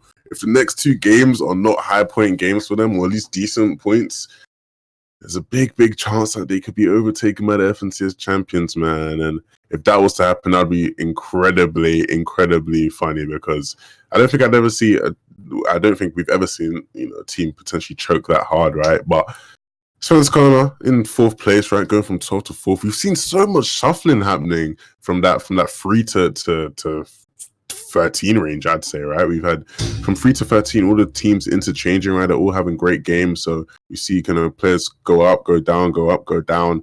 And it'd be interesting to see how it, kind of levels out by the end of the last 2 games. Regardless, anything surprising here for you, man? I am just surprised to see where best players are, to see if they manage to claw their way on out. Now, I believe Belvede and Company and Crippa and Company's team have just not decided not to play today. Maybe something happened. I'm not too sure exactly what happened there. I think Provoked was on a flight there, so not able to play today. But we'll see if Thrax, Themo, Trax, Rayfuls, and are able to claw their way out of 24th and 25th, as of course, Gaming Kuno and them being down there. We'll see if they're able to claw their way out and not having the best of games as well. I'm very intrigued, though. Can Bella, Caxi, Tohai, and Savage continue to keep their lead? That is, I think, going to be the story. They have 68 eliminations for the entire series, well above next place. The second team that has anything close is Mitra and them with 61 eliminations. So very, very close there behind them. But they're in 12th. Apologies, not 12th place. They're in 14th place. Moving on down. I can't do math. It's just been a long day. And, math is hard to do, Levin, especially, when you haven't been in school for a while. Turning 23 today, I'm definitely a Fortnite boomer there. So, oh, bro, don't say, man. I saw you got invited to the Boomer Call, man. Did you accept the invite? Oh, of course I did. Oh, Clay is now officially a Boomer, sadly, man. Don't worry about them. You ain't got to do maths, man. It's your birthday, man. Chill out. You ain't got to do no maths. Just chill out. Have a nice day. Enjoy the Fortnite. You've been casting. You've been doing a great job. I'm sure your voice is probably almost gone, all right?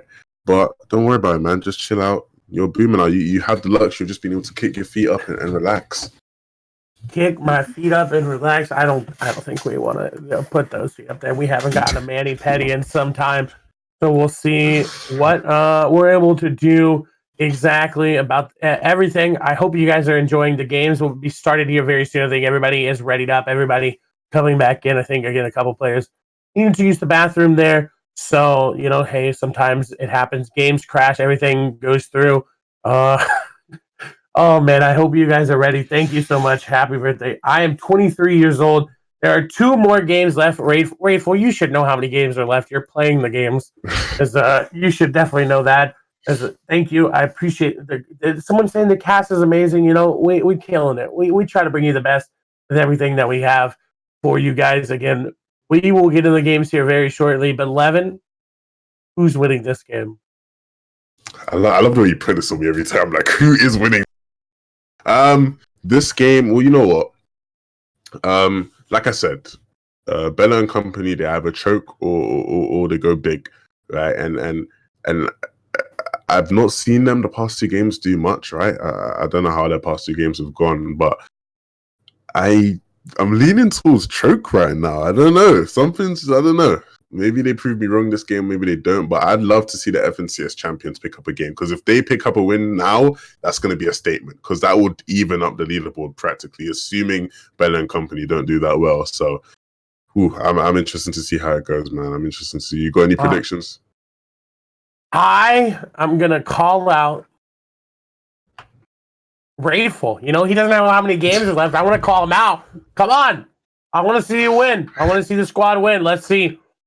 Pull yourself out of that bottom echelon of players and see if you get that top prize pool there of, you know, getting into the 20th place. I want to see it. I'm calling out Rayful, Demo, Trax, and Xanagos. If you're 21 to 25th, you are getting no prize money for today, but you're playing for the share of that 15,000 for first place. That's a lot of euros, Levin, as it goes down to second, 7,500. Any amount of these euros, I would be happy to win. I would happily take any amount of this money, and I'd make great use of it, like, regardless. Like, I'd you know, I'd take anything, man. You give me, I need money. Man. It's Christmas time. It's hard. You know, you go afford some stuff. Go get the family some presents and whatnot. But you know, have you received any presents today, Clay? It's your birthday, man. You received any gifts? I did. My grandparents gave me some money there at lunch, so it was awesome. You know, I'm gonna go put it in the bank and save it, because you know. how much you sharing with me? I'm sharing my awesomeness presents with you today, Levin. Oh, I was hoping for some money, but regardless, man, I'm happy. I'm happy to be casting, man. I can't wait for my birthday, man. I forgot what it feels like to have like a birthday celebration. It's been like a couple months since celebrating my birthday. I'm kind of jealous. Yeah, I'm kind of jealous, man. I'm kind of jealous. You're receiving all the birthday love today. I want some birthday love. Some happy birthday love for my birthday. No. I've waited the entire year. I'm always at the last end of the birthdays and school as well as just here. So you know what? Today is my birthday, Levin. Not yours. And don't make me bring out the D voice. Okay. Don't make me bring out the Levin voice. Okay. As we're gonna get into the games here, the Battle Bus have picked up the players. I hope you guys are ready for game number 10. No, 11. My apologies. I can't count today. 11 out of 12. We have one more game after this, and then we'll crown our champion. Oh boy, I cannot wait to see who is crowned a champion. See, I'm getting some happy birthday 11s in chat. Happy birthday 11. Let's go. So you want to see, man. Happy birthday 11. No, but for real, happy birthday to you, Clay. And hopefully these last two games are action-packed for you as we tune into Slurpee. Okay, it seems like a team's not going to land here, but landing in the proximity, and we've seen, you know, Toos and company be a massive disturbance to Nate's squad. So let's see if they can replicate that performance they've had in the earlier games. And look at that chest. What a way to start a game. Love me a purple pump. Oh my god. That is, I love an epic pump shotgun there. Well, 11, we're back. Dirty Docs. The question is it contested again? And I think, yes, Varax and company landing here. I think you do see Motor and Varax there. Actually, Mexi going to be up on that, I don't know what to call it, the power line there, trying to get those shots there. They're playing with 3, unfortunately. Smeef was not able to make it in the game. And Maxi just got sniped from 157 meters away. Yeah, that's a way to start off the game. Picking up a cheeky little snipe there, and it's just it's symbolic of how these gone for Fnatic, man. They've just not been that successful here. Each time one of them just gets picked off or something, but this game it's a snipe. It's very unfortunate. Very unfortunate indeed. He's just going to sit up there. His Motor is actually going to take down Train Hard Alpha. There's now a fourth party entering the equation, maybe just a third, but we'll see. I don't know if they're going to be able to pick up Mexi. As you do see, he is currently sitting there. It looks like Alpha was the one to snipe him. A little platform axe, and Varax is trying to get to him in time, and I think Mexi just going to have to crawl off. That way they get the reboot card. Yeah, you do see Mexi just falling off there, so he can get the reboot card and the weapons, but not the way you want to start off your last couple of games. Yeah, definitely not the way to start off your last couple of games, man. I do want to see today, and that does happen, man. Sometimes you just have bad days. You have days that just don't work out, and you gotta go back to the drawing board, man. And which was very difficult, right, to kind of accept that you never want to. You don't want to end off squads, right? This is the end of squads for a lot of teams. You don't want to end off squads on a negative, but at the same time, when you're having a day like this, man, you just gotta let it happen. Just gotta let it happen, get through the motions, and move on. Need to do that indeed, as we see 88 players. Mexi has been the only player eliminated. Again, reminder: 2 squads did not end up playing today. So that's why we have 88. Actually, a couple players may have not gotten in, unfortunately, there to the loading screen bug. But it happens there, unfortunately. You know, sometimes things happen that are outside of our control. We still try to make it as fair as possible to the entire squad. As shots go through, we do see Fledermoys and Mitro in a fight, as we expected them to be very aggressive, and now they're putting on the pedal. As shots come through, Mitro going to go take down very low. Shots come through. Mitro can't make the edit, can't hit his shots, as he is going to go down now as you swap over to Falcony, who is trying to get there, as well as CR and Kitzel. They do have the numbers advantage, it seems like. I can't tell if that's 4 arrows there in the purple or just 3, as they're seemingly trying to shoot it out. And you see Falcony not fully committing to the shootout, because he just wanted to make them think he was shooting it out. He just wanted to try to bring them down so he could have a nice shot there. Falcony, with that pump shotgun, trying to get a nice shot to know exactly what their HP is like, what the damage has been done. Yeah, it is a 3v3 currently, and this fight looking like it could go in favor of Falcony and his squad. Yeah, this is a fight that may be going their way, but, you know, you can never speak too soon. Ooh, Furthermore is dropping, taking a solid amount of full damage, as we see a laser happening. I could only guess I was from Chris, but, you know, you never know, man. Let me not judge, right? Let me not judge. Just because we see a laser doesn't mean also control the player. But it doesn't mean it's likely, as Fledermoys does go down definitively. And Kinzel dropping down. He's been on form today. Will he be able to continue that form and pick up the elimination here? Does look like it. Going to be chasing this player down, as you hear the suppressor fire coming in. As Falcony picks up another kill onto Nagisson. Kinzel just going to take this final 1v1. Getting tagged up a bit, and his teammates do have to come in and help. And Falcony on the tear right now. He's the carry right now. He's got 3 eliminations already. Putting the game in his hands. Putting the game in his hands, indeed. We do see Toos taking down Wolfies yet again. Toos has kind of been the story of Slurpy Swamps today. He's been on his game, and they've managed to get a nice couple games there for them. Don't exactly remember where they're placed currently, but now in 17th place right now. So, you know, he's got these pop-off games, but hasn't been able to turn it into placement points, as we see Benji and Nate they need to get a quick elimination, and then they need to back off, get another quick elimination, and then they can go to the box fight. Because you can't box fight 4 players, there's just 2. It's just not going to be advantageous. You may be some of the best players in the world, but if you got just the numbers advantage, that SMG spray, the AR spray, just going to outnumber you. But luckily enough for them, they do see Nate coming over to the top. We see that Benji just trying to block these players on off. He needs to find someone quick as we move over to Refsguard and his squad, who looks like they're getting grenaded on. Doesn't really seem like much is coming of this fight just yet, but oh, well, as I say, this grenades are going through. Refsguard going to get taken out low. Trainhard's, oh, wow. Trainhard just took down Motor and Varax single-handedly there. We'll see as Benji Fishy back in a fight, and now the build fight is coming out. This is where you can start to separate the team. You get them in a build fight. You get these edits come through. You can make some nice, easy shots like that one. Oh, what a shot. There's Nate, unfortunately, falling in now. Benji has to fight for himself as shots continue to come through. We see Benji dropping on through 69 builds there. He's dropping all the way down. He's got no shields. He's got nothing. He's hiding in a trash can. Yeah, and in my eyes, Benji is the best player in the world, but it's going to be really, really hard for him to pull this one off, man. I don't see it being likely. No shields, just a green pump and a blue SMG. Not looking likely. The players are in the building. They know where his position is. He's going to look for some shots. Does get tagged up and is getting just shot from all angles. And he's going to go down.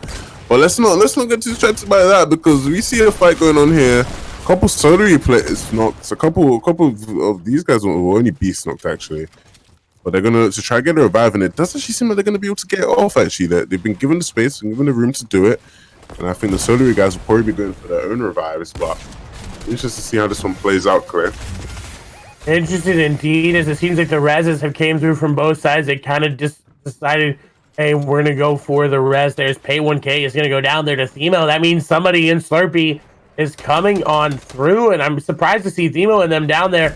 You see the res did come through there onto Airwax. They don't have a lot of shield though, so they need to finish this fight quickly. Because if a third party recognizes that you have white HP, it's going to be very, very hard to stay alive as grenades are coming through. They may have RPGs to follow on up. I think literally just saw the RPG get reloaded. As shots come through, the RPG going to come as well. The shot did connect though. They know that player is whited, and Hacksword calling it out. He's saying whited, and he wants to go for the shot there, but he wasn't able to make the edit in time. Now, honestly, if I'm them, I get a little bit of that zipline action going. I use that zipline to my advantage. I break up those builds because you got players right nearby. More shots coming through. Hackscore opening it up to, unfortunately, one of the players that has shield. Nice shot there, taking off 57 total HP with those shots combined. As the walls, floors, stairs, everything getting taken here from the shots go through. Hackscore going down even lower, as this is not what they want. Again, you need to turn your defensive into offensive here. You cannot just continue to run. There needs to be a moment in time where you turn around, where you pop the enemy in the face, and you pick up elimination. And we do see Airwax going down, and that's what they needed. Vato is going to take down Refsguard, though. Vato will go down as well. This is looking good here for them. The numbers advantage is in their favor as Hackscore trying to go in. They're going to take down another, and that's going to be Nikov, the only player remaining. One player there for them, as you see that the arrow just continually running away. They don't want any more of this action, and this is what I talked about. You turn your defense into offense, you catch them off guard, and you pick up elimination. Yeah, and they did it in the right fashion. They did it in the right way, and it does pay off for them pretty well there. But you know, the game's not done regardless. You know, they still gotta pick up something. We're watching Core here gonna be revived. It seems okay, yeah, revived. I wasn't too sure that, you know, Spectre kind of bugged out for me, but it's gonna be revived. Gonna be able to heal himself up as well. And this squad is a squad that I've been, you know, praising, and you know, I'm a big fan. I think it's pretty obvious. So, interesting to see if they can make good use of these last two games. Maybe pick up a win or two. That would definitely put them in contention to get some more money. That's what it's all about, man. It's the money. Money. Indeed, it's about getting that top prize of $15,000. As Save It and company are looking to get that RPG down below. Don't actually know what team that is down there, but they have a nice angle on them nonetheless. Again, if you mountain goat a little bit too early and you get there before everybody else says, oh, Save It almost hits a nice shot there. Wasn't able to connect there. Unfortunately, you're going to try to hit another one there, but he will not connect again. In a really good spot. They're very far above Storm Surge for this lobby, as I believe we're only in circle number 2. Only 5 more players need to go down, and we will see who those players are. Again, you do not want to be below Storm Surge, because if your entire squad is below and another entire squad is below, and you have the same effective HP, you all will be wiped out. Storm Surge is not going to stop. It'll just continue to tick until it gets down below that 70. As grenades are being thrown here by Sunskarna, but doesn't seem like they want to actively capitalize on the grenades. As Beehive getting beamed up, though, has to be careful with his rotation. It seems like shots have ceased fire for now. They're going to be able to make it on in, as you do see the Train Hard squad nearby. Savage, Cax, Bella, and Tohai on your screen as well. So a nice rotate here from them as Blaster is going to get taken down by Tohai, and that's right nearby. And that's a nice elim. They need these, right? Because you don't want Levin's prediction to come through with them choking, right? You don't want that to come through if you're rooting for them. Now, if you are, of course, you don't want them to play as well. Or maybe they ended up getting sniped by a random sniper bullet, but we'll see what Sunskarna is able to do, as he don't have Chapix, Levin. Yeah, it's Chapix is one of the biggest hitters on their squad. So, you know, trying to play the game without him is going to be incredible. It doesn't mean it's impossible, right? Because they've got some talented fraggers. Crew, one of the more talented fraggers in the EU. And obviously Ritz as well, you know, being an incredibly talented player. So, be interesting to see if the guidance of Beehive, they'll be able to make something work without their guide. They're obviously coming off of a win. The vibes should have been high. Obviously, without Chapix, maybe the vibes aren't as high as they would be. But regardless, they should be able to make something work here. should be able to make something work indeed, as we do see elimination onto the streams. Vato going down. We saw that squad in engagement earlier, so they may all be eliminated as we move over to another squad that has a solo replayer on it, a Hunter. And the only ones here is we do see D-Mind's Teak going to take down 2K as they're rotating through the backside zone. They've got a relatively free rotation as we see Teak and company look to push as Kubik's trying to get in there. Croc and Swag trying to stay alive as Dynamite's Teak getting in. And this is a squad we saw do very well, keep pace with Savage them yesterday, but suddenly have since fallen off as shots coming through. Evil trying to put some shots on a player above. E2Q can get taken down there by Kubik, so another elimination here for them. Oh, but here come the grenades, as that's going to be Yagso taking down Teak. And that's the unfortunate part about fighting this late in the game. You start to get third party, you start to get grenaded, as we do see Teak will be taken down, but the res more likely to come through as Swag is taken down there by Yagso. It is like, you know what, no res. We're just going to put the teammate on the back, and we're just going to go ahead and just try to drop him into our own box, and they will be able to pick him up now. Yeah, they're going to be able to pick up the revive. Like I said earlier, man, the D-Man in a quiet event, and I don't like to see them be quiet. I like to see them making noise, picking up wins, picking up victories. As much as I haven't predicted them to win this game, they are always a strong competitor and someone that you can never count out to the lose. And look at this build fight. Look how high these guys are, man. What's going on here? This is ridiculous. Yeah, what's going on here, man? It seems like Mistro and them decided, hey, we want to just get involved with everybody, and they're fighting Trax, Themo, Raidful, and the last remaining squad member there is Sin. As shots go through, Mitro trying to connect there, does only hit a couple shots there. Falcony again being the carry so far. Is iDrop going to go down there to Crew? Ritz will finalize the elimination. We'll see what they're able to do about it, though, as Ritz and company again playing without Chapik, so they won't have him here for this match. Hoping that they get into the final match there. Again, this is game number 11 out of 12. We'll get to you the final match, of course, after this one. And then we'll crown our champion. We'll see, will this squad on our screen be able to do it? But look, 11, well, actually one, well, now 11 builds. It was one build there. But they are not in a good spot at all. At all, 11.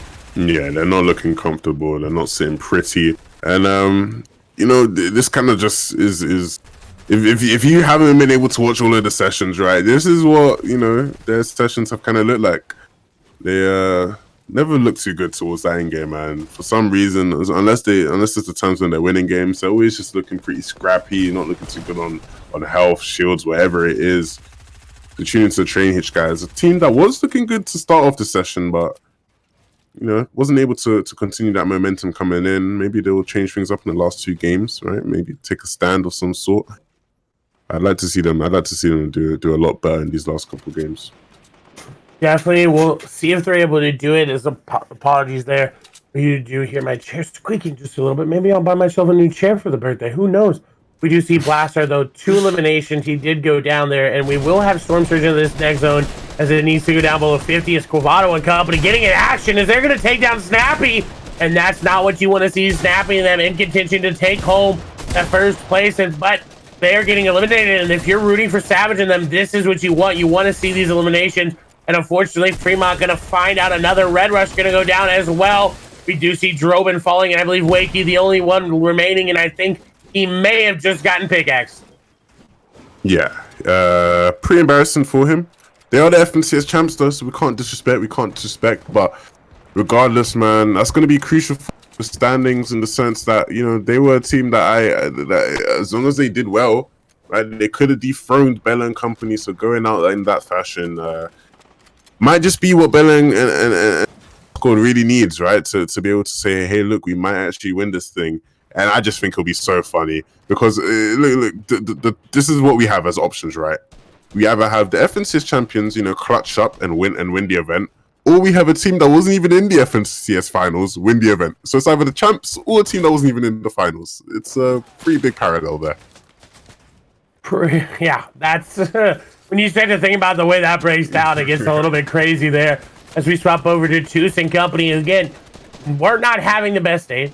I have not been able to really convert into getting into the late game, but are now sitting at 17. This is going to be their best placement in the past 3 games if they're able to get to 17th. We do see them sitting with a current total of 9 eliminations. As Trax is going to go down. Ritz is going to go down as well. We'll see Core Gaming finish up tracks there as Two's getting pressured by everybody. RPG spray coming on in. Snipes maybe even as Kinso is going to be knocked yet again there by Dementos. As Pay 1K going to take down Jim. Kinso going to get taken down there. Ariana Lever going to fall as well. The question is, where is CR and Mitro? Have they been eliminated? As Core Gaming going to finish off Balcony there? Remark and them just trying to stay alive. They're picking up more and more eliminations. Now sitting on 11 eliminations as RPGs are coming in as Cubis and company trying to spray everybody. But you see, quick edits come through. They don't want to be taking shots. They don't want to be taking advantage of shots. Continue to come through as Freemock and them not healthy at all. I talked about this would be their best placement, and it is. But with that little bit of HP, there's not much you can do. As you see the Dynamite squad as well, not looking that good as they need to rotate in as well as zone. Pulling all the way to the northwest. It's going to be a very hard rotate here for these guys. Yeah, it's going to be difficult for them, but, you know, nothing, I wouldn't say impossible, right? It's never impossible, but, you know, with a double RPG, maybe they'll be able to alleviate the pressure off and be able to kind of move freely. It does look like Cubics is getting a bit too greedy for the kill. They need to focus on rotating, I'd say, because this is a difficult rotate, and it looks like they were giving room. But, hey, don't listen to Levin, because they are able to pick up the lock and the elimination, and that's going to be a nice refresh on the materials there for them to rotate in. Freeville, what are you doing there, brother? What are you doing? Yeah, RPGing himself there, but picking up the final kill there as well, so that was actually not bad. Now they're going to be able to rotate into zone on the weaker side of zone, so there shouldn't be as many people kind of looking at them or focusing on them. Going to use the RPG to focus on that one team who is the only threat to them, and then just rotating kind of freely. I actually like that play for them. That was good on them. that was a really smart play there by them. We did see CRR fall there in 15th place that while we were chatting about what was happening on the low ground, and on the high ground in turn going to be Velos X Atlantis. And now we've been waiting to see if they turn on here as Kova just, I don't know if they didn't have any builds or what, but they were just kind of standing out in the open there. Yeah, that's interesting play to say the least. I'm not a big fan of that one, but oh well, they choked. Whatever. Yeah, unfortunate as we do see Kubiks now gonna be a little bit too greedy there, but they have to be. Look at their max count, 20 there on Evil. Teague rather on Evil, 30 builds there. They needed to be greedy for this, and if you sacrifice one of your players' life for it, it's okay, because you're going to be able to pick up this. You know, you can play as a trio in squads, especially in the in game. It doesn't matter that you have one less player. Now, it would be beneficial if you did, but not going to be the end of the world, as we do see Anxios and company currently sitting on the high ground. RPGs, everything coming through. Snap going to go down there. Tuck's going to pick up elimination as well. Bella EU going to be knocked. And that's going to be very, very, very bad for the squad. But again, they still have Toei, they still have Kaxi, they still have Mr. Savage M as Loboom and company rotating through. Teak going to find a player in his box, and he's going to take down another one. That's going to be Hackscore, eliminated there by Teak, who found a very nice shot. As we move back over to Tux and company, able to make the rotation here.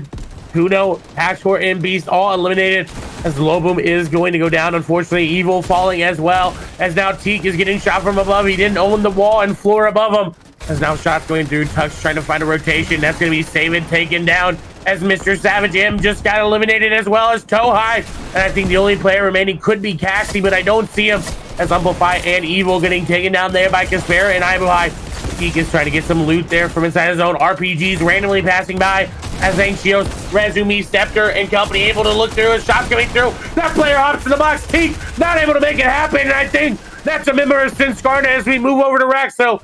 As we do see Ledwig falling there to Squawks. Bork gonna get taken out by Dementos as more and more elites come on through. Crew is gonna get taken out there by Matzo. Beehive did take down Teak, as we do see Raxo in. We're going over water. Whoever gets ahead first is gonna have a really good shot. But it's a 4v, a very tall order. It seems like it's a 4v1v1v1 as Anas and Shinny, the only remaining members on the bottom there, are part of a team. As everyone's starting to drop on down, this just looks like a very easy victory out here for Anxios and company. Raxo trying to make something happen, wants to get that second placement point, wants to get just a little bit higher, as Kaspera and Ibuai trying to make something, or Shinny, my apology, trying to make something happen there, but they just all go down, and now it's going to be Loro and company trying to take down Raxo, and I think they're not going to be able to find him out. He does get an RPG. I don't know what he's doing, but he's making something happen. And my golly, that was ridiculous. They picked up another win. No, I'm proud of these guys. That was a ridiculous ending, but I'm super proud of these guys. That's 2 wins now. 2 wins out of 5 games. It's super impressive.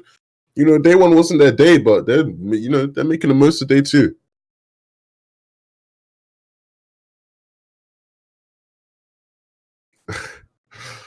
So, sorry to inform you guys, we're gonna have to have a short break here in between Game 5 and Game 6. It turns out Fortnite just released an update, so we're gonna let all the players update their games. Give you guys some time to cool down after that intense action. So, bit of a break here, bit of a break there.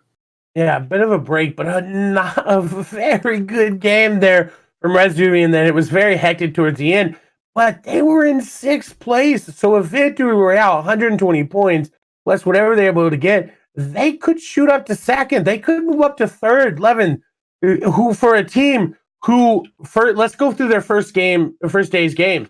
15th place, 3rd place, 15th place, 2nd place, 12th place, 6th place. And then they start off 21st and 16th place. Yeah. I don't know what they've done to turn their mentality around, but that is something we like. Very, very hard to do. Hey, look, like I alluded to earlier, man. This is the final real squad competition for a lot of players, right? But some players are deciding, hey, look, the squads are done now. Let's just get this out of the way. Winter Royale this weekend. But these guys are saying, nah. We are here. We are showing that squads. We are a great squad, and we want to be remembered as a great squad. And at the end of the day, they're fighting for that money, man. They're fighting for that position on the leaderboard so that they can pick up some nice, sweet money. And the mentality to turn things around, like you said, is amazing. And I'm super proud of them, man. Two wins is amazing, and hopefully they can continue that form into the final game. Yeah, and we'll see. Again, of course, if you're just joining us and you're wondering what's happening, I have no idea. I have nothing is going on. I don't know what's going on. This is the last game that it's going to happen here soon. But because there was a Fortnite update, like Levin talked about, we're allowing all the players to update their game as quick as possible and get that done because we want to have everybody have the last chance to play in the final game. So we're letting everybody update. You yourself should probably update your game if you want to play some Fortnite right after that. So make sure you're doing it as well as the players. We're making sure everybody gets it. We want to be as fair as possible there in that aspect. So everybody's getting that chance. You guys, thank you for hanging out. I just want to say, again, I've been saying this the entire day because there's been so many of you guys hanging out. It's been very, very awesome to see your support of both on our streams, all the other streams that are casting this as long with us. If you do ! Streams, you can see everybody else that's joining with us as well for a cast of multiple different languages there for y'all. If you don't speak English or it's not your primary one and you want to watch the last game in your primary language there, your mother tongue, if you will. So thank you guys for hanging out. I really, really appreciate it. Updates will be finished here shortly, and we'll get the leaderboard to you as soon as we get everything there. Because it's a story. We have to talk about it. Will Savage, Bella, Caxi, and Tohai be able to hold on? Yeah. I want to see what the leaderboard's shaping up like, because if they, I don't think Red Rock, I think their FNCS champions did well in that last game. So as long as they, have been accumulating some decent amount of points, they should still be in a position to, hold off, and just secure the victory. But, if they aren't able to hold on, this will be the biggest choke I've ever seen in any game, in any biggest choke I've ever seen. Ever. I don't know. I've seen a couple of them bigger than this, but it would be up there. And I don't know if I want to call it a choke, maybe a throw, right? Because they've held on. They've held on the entire time. Their average placement is 6, but it's their game progression not looking that good as we do have the updated leaderboard. So they are still in first, but Hunter and company claw their way up to second. Podesai and them looking really good with a 6th place, 6 elimination game. And then Razumi and them in third place, 1,134 points. If we look at the difference there between first and second, it's going to be 237 points. Levin, if this squad, Bell and them, get to top 10 in the next game, I'm comfortable calling it for them. You think so?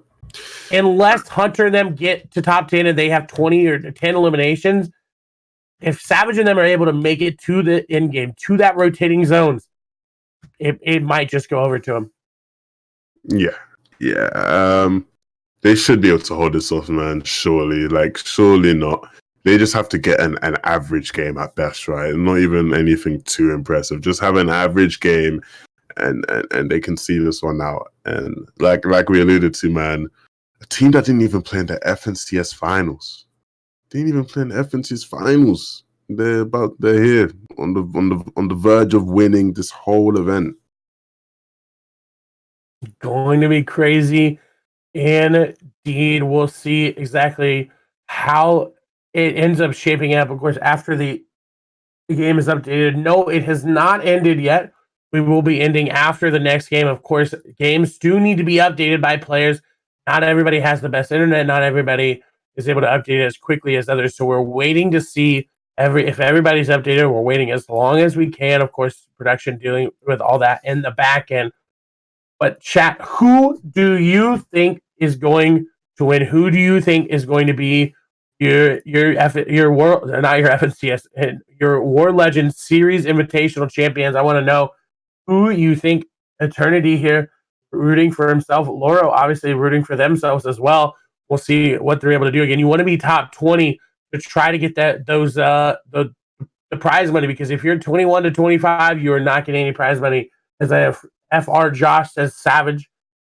Someone says Dynamite looking to take home the overall crown. That's going to be very hard, but they're close enough that they could maybe do it.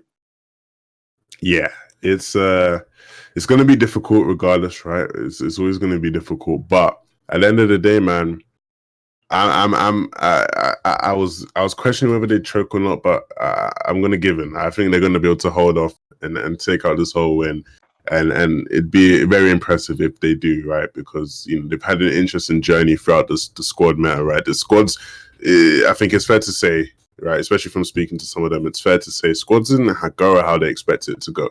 Some of them, especially Bella, I know Bella, you have spoken about how he has not really enjoyed squads as a gamer that much.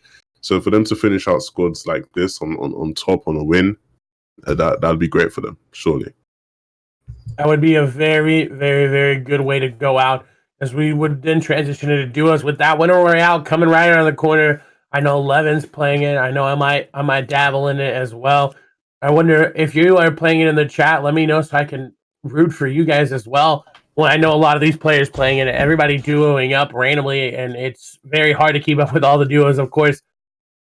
If you're just joining us, there's one more game to go. We will be hopping in here very, very, very, very shortly, because there was an update, and we're trying to get it updated as soon as we can for everybody in the game.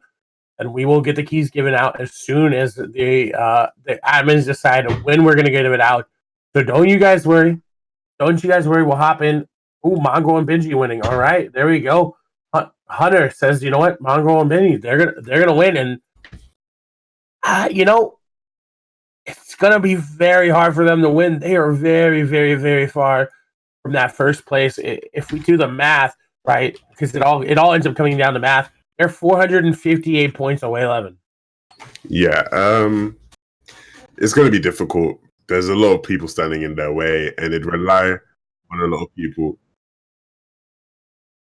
And there'd have to be a lot of people who kind of don't do well or don't perform well in order for them to actually kind of get into that first place. But I'm looking at it. It's not impossible. Technically, it's not possible, but it's highly unlikely. They could win the next game, though. I'd love to see them win the next game, definitely.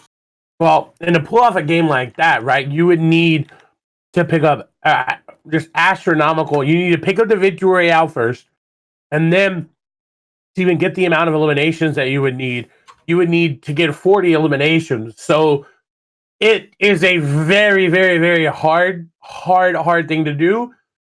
It, in theory, is possible, but it's very, very unlikely, very improbable that it will happen. Yeah, it's, there you go. Levin saying follow him on Twitter in the chat. Definitely go check him out. Go follow him on Twitter, Twitch, and YouTube, and Instagram. You can check him out there. Trying to make him post more on there. He will eventually start posting there. Maybe Levin's thought of the day about competitive. I don't know. He can word it however he wants. But check him out. While you're on all those social medias, check out WarLegend, of course, on Twitter, WL Fortnite. Follow them. There's more stuff coming. This is not all we're doing. There's always more stuff planned. And you can follow me while you're over there as well. I'm Clay Sailing on all social medias, from TikTok to Twitch, all of it, just Clay Sailing. You're You on can find TikTok? me there. I'm on TikTok. No Check me out. way. Yes. Birthday TikTok. We will see. I think we'll wait to see what is happening here.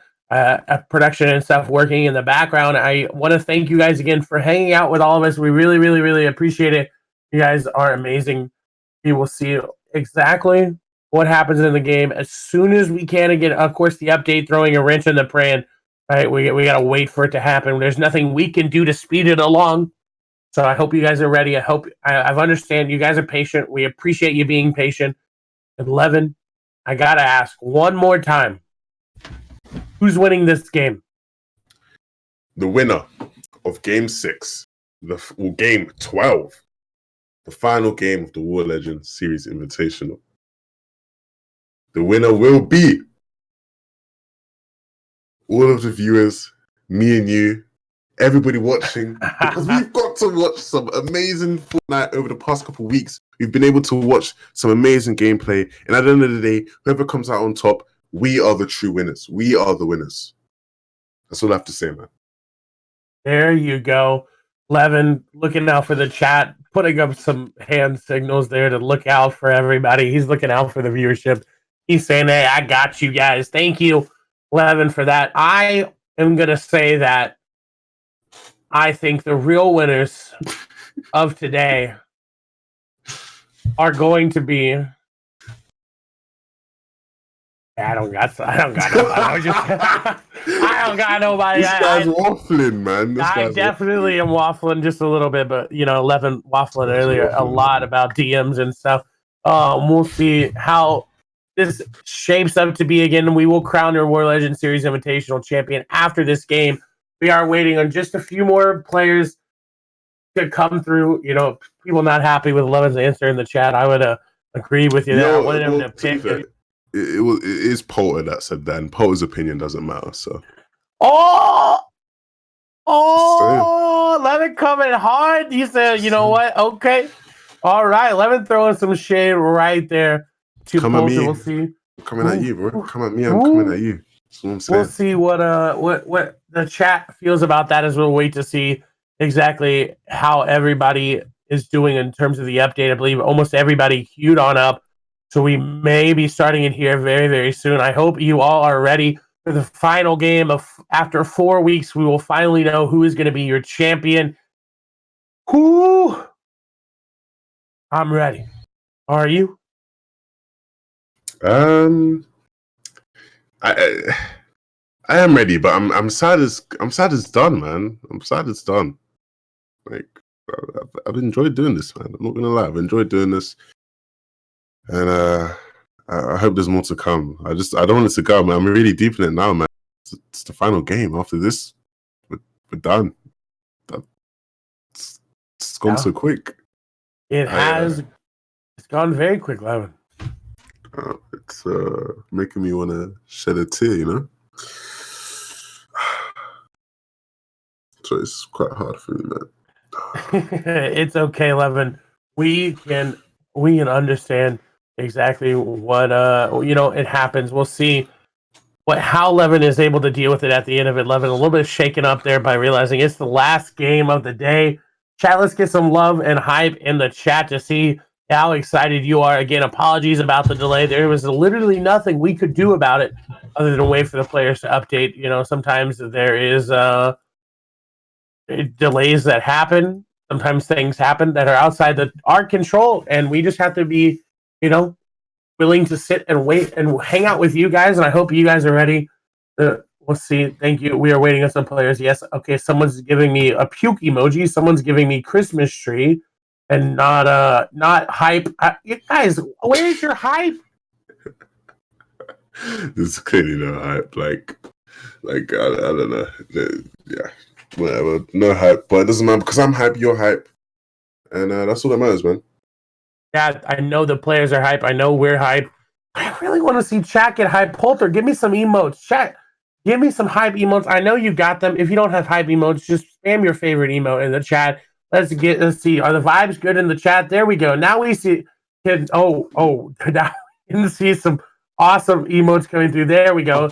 Balcony best player. Everyone hearts in the chat. There we go. That's what I want to see. Hearts, hype, everything. I want to see everybody looking good there in the chat.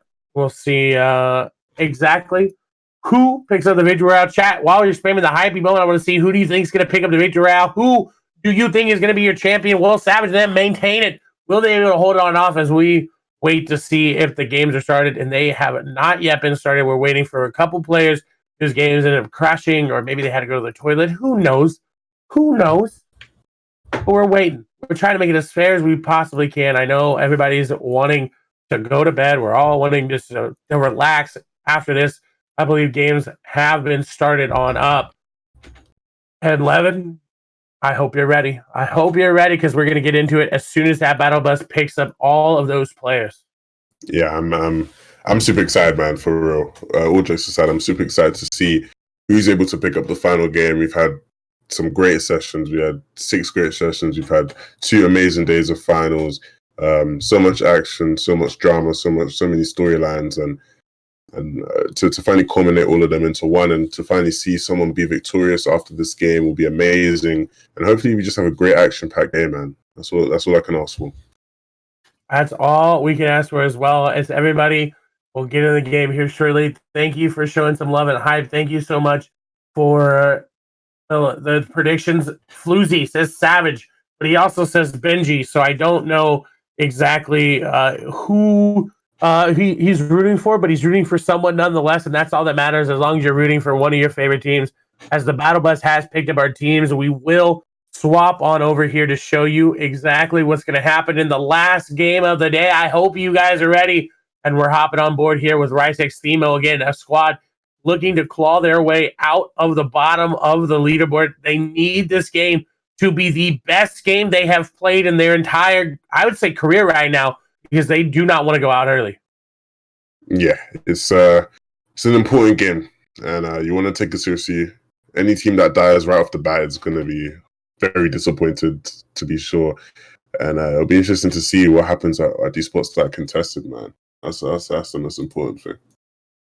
That is the most important thing, indeed, as we see Themo currently sitting there, maybe stretching or sitting back up in his chair. I'm not too sure. As Rayful then managed to get Holly Hedges for free. I'm very intrigued by that as we move over to none other than, of course, Dirty Docs.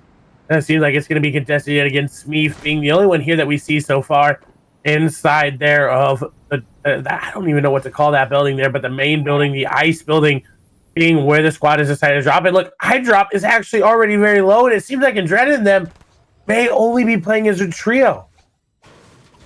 Yeah, it's not ideal. Not ideal at all. It's not going to help them to try to secure that victory, right? As we alluded to, but let's see if they can make it work, man. That's what I'll say. As we see Mexi picking up Eyedrop, finally an advantage for these guys. Fnatic Crit have struggled here immensely. It's not been an easy ride for them. So I know for them to pick up the advantage there would be nice. It's important that they don't get too split up. They need to stay aware of where all of the other players are, so that they don't lose the advantage that they currently have.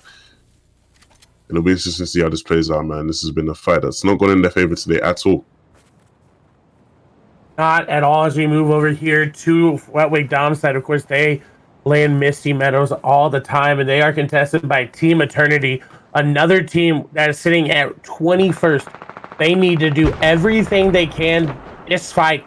They need to get every elimination. They need to get out of here, because they do not want to go home with no prize money and no anything. As we see Rax trying to get anything happening there, but he's going to get shot up and contested as we move over to Demento's perspective here, as he's going to find Rax out. They know that they're in there, and they're converging very, very quickly. Rax trying to make something happen is getting lost in the upper portions of this area, but he's been sniffed out. Dementos and them know exactly where he is, and they are going to take him down, as Rax will fall to GM side, but they do have a lot of damage already off. GM side will heal up with that siphon effect. Shots continue to go on through, but it seems like the Eternity squad has not been having the best of games, and they're trying their hardest to not go out here, but unfortunately the L's will be taken. The save for the victory has been done, and unfortunately they will be eliminated.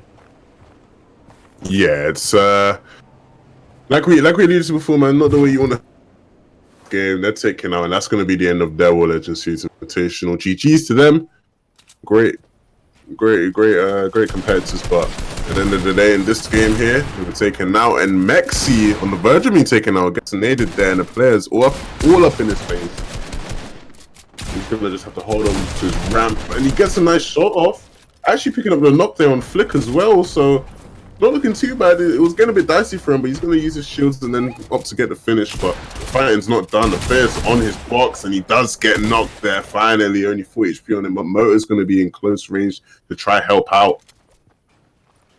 Ooh, he needs to do something here, because again, you talked about how this fight was going in their favor, but all of a sudden it's not, as grenades are coming in. Mexi they're going for the revive, but that's a very open one, and Dreda is going to fall. I think that only means Trox is the last remaining member, as he's currently cut off from contact as he's trying to battle Smeef right now.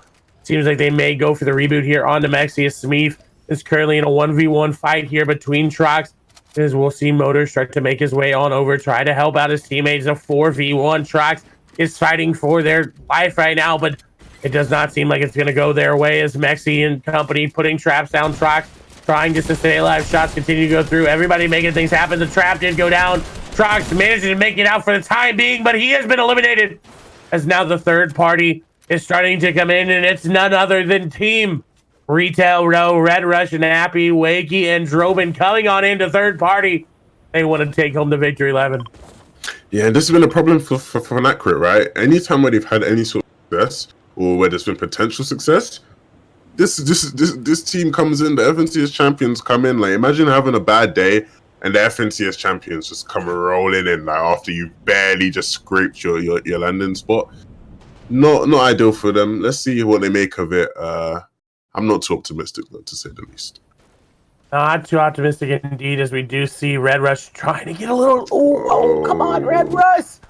Let's see it. Let's see that snipe. Let's hit it. Put it on your Instagram. Wait for the jump in. There you go. The elimination comes on through, and Mexi will fall. Your FNCS Squad Championship, looking to take home the WarLegend Series Invitational Championship as well. They take down Mexi, and now only a couple players remaining here for the squad, as everybody shooting is where Rox is going to fall. This is looking better and better here for them. This is the final game they needed. They only have 2 more players to take down. Motor and Smeef remaining. This game looks so good for them. If they're able to keep up this momentum, they may just be able to catch Tohai and company. Yeah, there's a small chance that if they pop off and get a lot of eliminations and a victory royale, they could actually close that gap. But there are other teams in their way, right? So they're going to have to hope that everything possible goes wrong for them and everything possible goes right for them. Oh, wait, I think I messed up. But you know what I'm trying to say, right? They're hoping that the other teams don't do too well and they do well. Yeah. My apologies there. Something happened there on my end as we move over to Ariana Lover and their squad is there in an engagement yet again. As shots continue through, Falcony trying to get a snipe as now tags are coming through. He's going to take some damage, but he does have big shields. He can pop them up. Mitro taking some damage as well. Trying to just buy some time. They need to find a pick. They need to find something here, because right now they're playing defense. And like we've talked about, you need to turn that defense into offense. CRR with 8 builds can't really do much. Really needs this team to step up here. Really needs them to hit a snipe, to hit something so that they can get these eliminations. And I don't know exactly who this is. As now builds are coming on through. I believe Airwax and company are nearby as well. Snap, Miro, Matto, and Amplify shots going through CR, and them trying to break down these players, trying to hit some shots. Ariana Lover going to continue to get some shots there. Nothing going to connect there. They actually do have a... actually, that player looked like he was down, but it may have just been a visual bug. Is now Falcony building on up there, going aggressive. They say, we don't want to extend this fight, as you see everybody now trying to come in. And Falcony going to hit some nice shots here. Going to take the high ground back for the time being. Currently build fouling for it, but he is losing a lot of HP, and he has lost the high ground. Now the edit is going to come out. Falcony does hit a nice shot there, waiting for Mitro to try to help on out, but he can't really do much. Falling down, nice catch there by him. As more shots continue to come through his teammates, trying to make something happen. Trap is going to go down. Kinsel is going to take down Beast, and that's going to be a nice elimination, but Mitro will fall in turn. And now a 3v3, trying to get those reboots, but a third party coming in. Ariana Lover and company, everybody dropping down, and we see Falcony able to make it. His ref squad goes for a Hail Mary, and he gets Oh my God! He gets Falcony there, but CR and Kinzel able to drop down, but that's Low Movement Company coming on in. What a fiesta! Yeah, it's worked out pretty well for them, and not looking too good for best players right now. They are currently not looking players whatsoever, as the pressure does continue to come in, and it's not looking good for them at all. CR is an amazing player, but if he's able to pull anything off here, I'd be incredibly surprised. Field fight ensues, and he's just gonna have to box up, man. Not much he can do. Not much he can do at all. We'll see though. CR a master in close quarters, but unfortunately he has fallen, and now Kinzel cannot clutch it up, but a 180 almost making it happen. His Rysex team, Rateful Tracks and Zen, are doing everything they possibly can to claw out of that 24 spot. They do not want to go home empty-handed. They want to take as much home as they can as we move over to Miro and his squad. Again, they have not been having the best of games, but able to make it out of the bottom of the leaderboard. I believe they're currently sitting in 9th place, so not the best, but not the worst of games. They've been doing all right in these last stretch, but will they be able to continue their momentum through? Yeah, they're gonna have to hope that things continue to go their way, right? We've seen some of the better competition, having their struggles early on here. So as long as you can keep your composure and stick to your plan, you're gonna be doing all right as a squad. You see them here chilling on the bridge, marking a wall, right? You see the team play coming in strong, man. You saw them mark the wall, potential to quad spray, but they choose not to and choose to kind of fall back and then go around here. And it's going to be interesting to see how this squad, kind of how their game pans out, I'd say. Opting to farm out the bridge. Yeah, we'll move over to our second place team of Droben, Wakey, Snappy, and Red Rush, of course. That the name that is there, Ahmed Skola there, that is Snappy there, changing up his name just to confuse everybody just a little bit more. We do see Droben and them looking really good there. Mats, it could be improved. Luckily enough for them, they only need wood, and this orchard going to be very full of it. There is RPG going to come out, another one there for them. And interesting to see if they do go for the double RPG. It seems like they might, as it seems very, very potent as we are swapping on over here to a nice fight. It seems like it's culminating around this bridge. Going to be Bella and company and a little bit of an engagement between Miro, Snap, Amplify, and Matt. So we'll see if they decide to completely engage or if they decide to back on up. Because reminder, this is going to be, if they get eliminated, first place is up for grabs. Yeah, this could be a key moment in the whole thing. Some major leaderboard change in this final game. It will be incredible to say the least, right? Very incredible to say the least. So let's just see how this last game plays out. Let's see if there's any big moves, any big players taken out. And if one of these teams low on the leaderboard can just go big, man. Doesn't take much to just go absolutely insane in one game and completely change your leaderboard standings. Yeah, as we do see Smeef was getting eliminated there by Dynamite's Teak. We'll see what Skarna is able to do, making a push to the top of the leaderboard. They're sitting in 5th right now. Definitely are in contention. The 2nd to 5th is only a 55-point spread. That is up for anybody's grab. As now Letwick and company are going in. They've got the RPG out. They want to take everybody out. Yaxo going to go down. Snappy going to take down 2K. Loro going to go down there to Flexi. And this is the squad that pushed all the way up there to 3rd place there. Now in a fight. Again, every fight matters. Everybody trying to make something happen. Loro's squad looking like they've decided to back on off. I think Rez Dumi might be the only one there. No, Anxious and Scepter are still alive, so they decided to completely back on up. They don't want anything to do with Letwick and company. As there more shots continuing out, we'll see what everybody's able to do. As Croc is going to take down Red Rush as Droben takes down Croc in turn. That's a huge set of eliminations. If they're not able to pick up Red Rush there, that could be detrimental to the game. Yeah, this is gonna be key. Like every engagement we see now from this point onwards is absolutely key to how the leaderboard shape up. If you are in a good money position right now, and you get you just don't win your engagement, or you get into a fight that you can't win, that could mess up your money, man. You never want to mess up another man's money. So let's just hope everything can work out. We see this team I messed up, man. Fwetwick Dom side, yes. Fwetwick Dom side. You see them getting a bit aggressive. They want to change their leaderboard standards, clearly. Already with 5 eliminations, all to Jam side. He's got a little carry right now. He said, this is the last game. I'm putting the game in my hands. I'm going to carry the team on my back. See if he can make anything more of it. Let's see if he can. Wait, just going in with the RPG, just kind of holding this team out. And I don't know exactly which team this is, but this is not where I'd want to be. RPGs galore coming on in, and I would love to know exactly who that was. I believe it was the MCESX Solary squad being held out. Is again another squad. That's second place team right there. That's the second place team getting held out of zone with RPGs.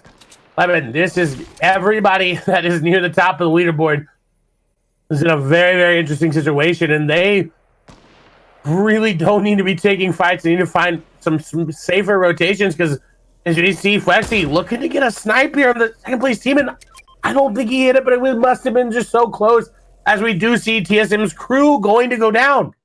Yeah, this is a major player going down, right? We see Senskana being so impactful throughout the game. Look at this beautiful camera angle. Let's look at the zone here. River going through. Be interesting to see if the zone pulls. You know, it's not the zone will eventually pull, so that someone has to rotate across that river, and be interesting to see how that works out. Love seeing teams getting held in the zone and whatnot. I'm gonna get a close-up look over at this team here. I'm trying to figure out who that is. I can't see. My eyes aren't too good. Frexy, that's Fwetwick Dom side there, rotating through on a nice free rotation, but looks like they're going towards that supply drop. See what they can get out of that, man. Yeah, that definitely could change your game. Add an extra big shield to your repertoire. Maybe just add an RPG as well. More ammo. Who knows? We do see Jam side there with 5 eliminations, as we are waiting to see where everybody moves into the zone. The 4 zone coming in. It's going to be very, very, very hard for some of these teams to rotate on in, and we'll see exactly where they end up going and where they end up pulling on through. The question is, where are Savage in them? And I think on your screen, the yellow dots there are the yellow arrows, maybe yellow dots, depending on what quality you're watching, are Savage and company. They are still all alive, and we'll see how they're able to make it through. As Matzo and company are still alive, Wesley and them are still alive. Red Rush, Drobin, Wakey, and I believe Snappy are all still alive as we move over to Dynamite's Evil. They're playing with Teak, Raxo, and Kubix, of course, looking at this backside of zone, looking to try to find players. I think this might be Letwick, and no, this is a different side of the zone, but there's so many purple, I can't tell the difference. As Train H Alpha is going to go down there to Ibehigh, they decided to rotate on in, just try to get through. And again, if you are the last player to Mountain Goat, you are going to get grenaded. You need to be careful on these rotations. Yeah, it's going to be important that you stay safe, manage your map economy well, and you don't want to use up too many shields, man. You really don't. Storm Surge is a play. Isn't play. People are going to be desperate for types. People are going to be desperate for damage. This team, the D-Mine team, 1,000 above, they're not going to be desperate whatsoever. They're chilling right now. They just got to focus on position themselves where they think the zone is likely to go. For the final time, Clay, where do you think the 50-50 zone is going to go, bro? Oh, where do I think the 50-50 zone is going to go? I don't know. We will come back to you in third. No, I think it's going to go to the... I think it's going to go to the east side there, right on top of that mountain. We do see Themo, though, going down. So east side is the best side. That's what I'm thinking. We will see as Ritz is going to take down Astimus as we move over to Raxo, well, Matzo and company. Too many So's here as they're above Storm Surge, but not by a lot. Now only one player needs to go down. Is BI going to be eliminated there? Is Snappy going to take one down? Is Flota going to go down as well? We'll see where that zone starts to go. 7 seconds remaining. I think I'm going to be right here about this. I'm not too sure. Am I right one more time? No, I'm not. Fortnite wanted to break the street as it's going to go northwest here. Everybody going to have to rotate off. And if you're those purple arrows right there in that zone, you're cranking, you're looking. But guess who is in that zone? Oh my. Okay, so the yellow arrows are Savage. The purple arrows there in that zone are Wakey, Drobin, Red Rush, and Snappy. Oh my gosh. So it is going to be very, very interesting to see who takes the high ground. Yeah, it's going to be interesting who takes the high ground. Who takes up the win, man? These are the 2 biggest hitters in the lobby right now. And FNCS not even playing in the final players.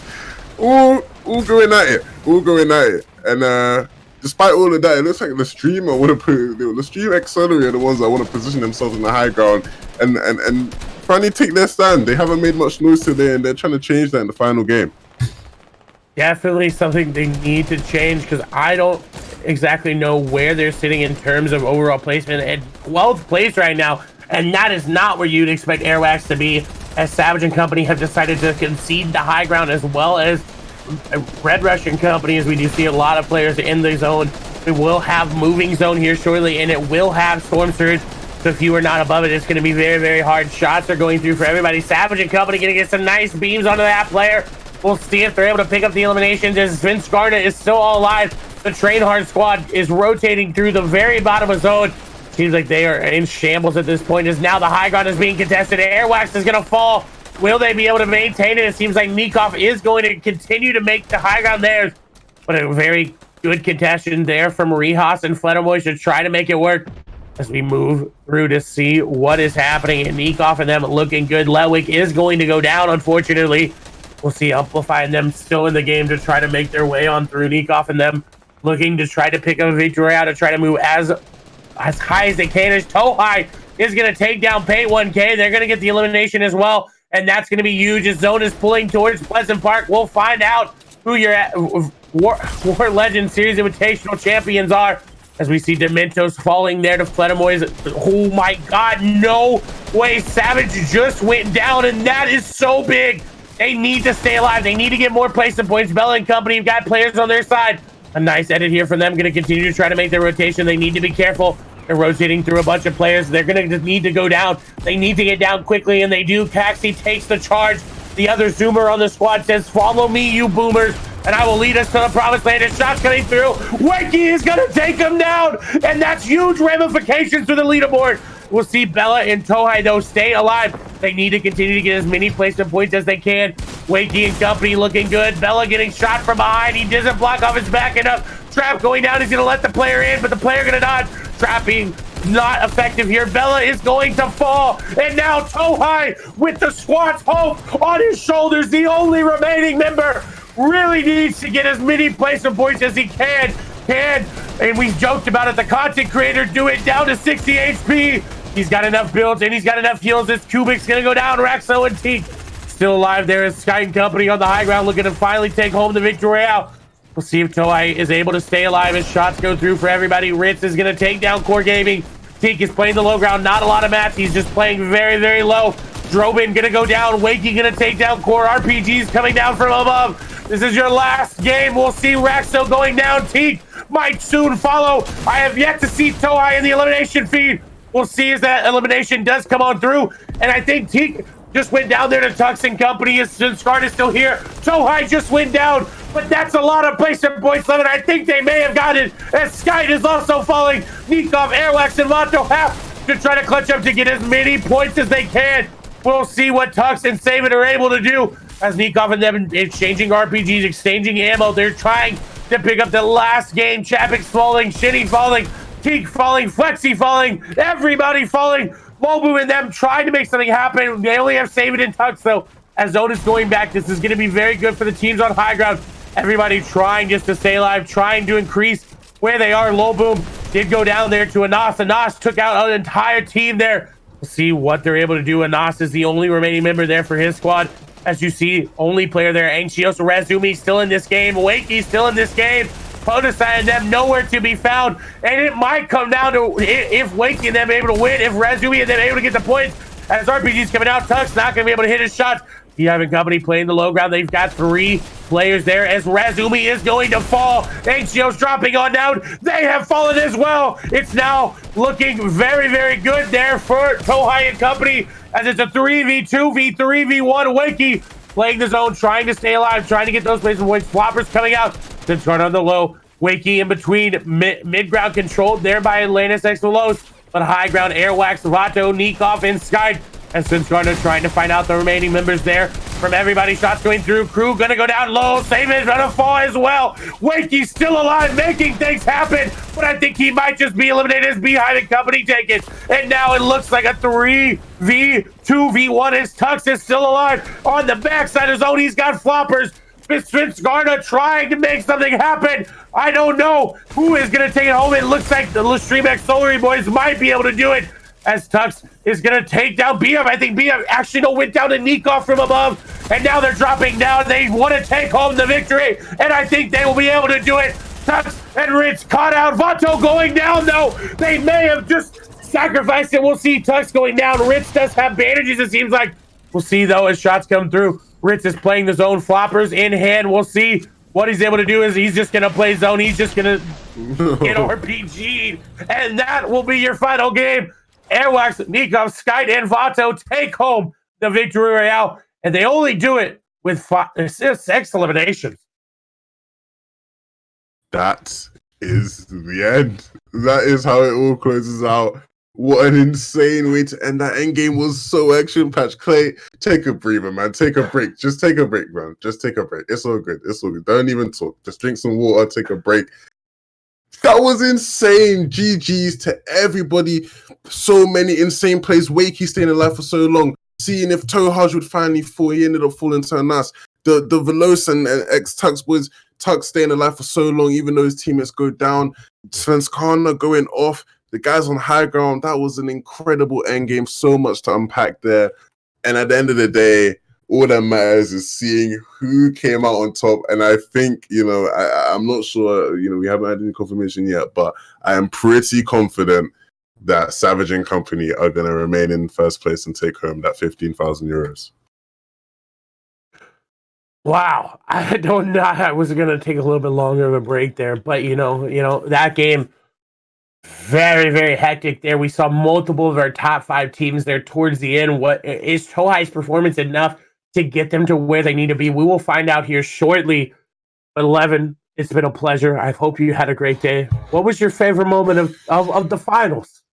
Of the finals, I think that end game there was my favorite moment. And hearing you just go off there, just non-stop, just all the action was just, my blood was just the vibes. The vibes just incredibly high right now. I was on the edge of my seat, and I'm here watching with you. Like I just wanted to know how it was going to end. So I'd say definitely that last final end game there was definitely my highlight of today. Awesome. And before we go to the leaderboard, we're going to show you the cash prize one more time. And then we will announce your WarLegend Series Invitational champions. First place going to take home 15,000 euros. Second going to take home 7,500 euros. And of course, third going to take down 5,000. And of course, if you did place 21st to 25th, you unfortunately will not be getting any prize money. But 11, we have the leaderboard, and your WarLegend Series Invitational champions are going to be none other than Bella, EU, Caxi, Savage, and Tohai. They take home the victory as Red Rush, Wakey, Snappy, and Drobin take second place as Svinskarna moves into third. Core Gaming, Low Boom, Saving Tux with fourth. Rezumi, Loro, Stepter, Anxios in fifth. Aspera, Anas, Ibuhai, Shini in sixth. Hunter, Squawks, Podosai, Orc in seventh. Teak, Evil, Raxo, Kubix in eighth. Airwax, Vato, Sky, and Nikov in ninth. Miro, Matzo, Amplify in 10th. Trucks and Dread Flick, Eyedrop in 11th. Benji, Nate, Mongol, and Wolfies in 12th. 13th, Astimus, Floaty, Slick, Violin in 14th. Pay1K, Toos, Quavato, Fremont, Nitro and Company in 15th. Alpha, the Train Hard Squad in 16th. Downs 2K Squad in 17th. Dementos there in 18th. Fledermoys there in 19th. We do see Varax and them in 20th. Rax, the Rax Squad there, the Eternity Squad in 21st. Demo, Rax, Trax, Rateful, and Zed in 22nd. Gaming Kuno and Company in 23rd. 11X, Kripa in 24th. And Belvian and Company in 25th. Now, there have been some sanctions to players because of them not playing and them not following the rules. So Provoke's team has minus 640 points applied to them because they didn't play today, and they did do an illegal sub in the first session. Kripa's team is also minus 600. They did not play today as well. Benji's team did not play the final game, so they will be minus 100 as well as Demento's team. And the last game of session number 1 of the finals, they did end up mining 100 for griefing as well. So just so you guys know, it might change just a little bit, but your first, second, and third will stay the same all the way down until we get to, I believe, 12th there, but it may change up just a little bit. But again, congratulations to Mr. Savagim, Tohai, Caxa, and Bella EU as they take home They take home the WarLegend Series Invitational Championship. They are your champions, Levin. It just seemed like nobody could catch them.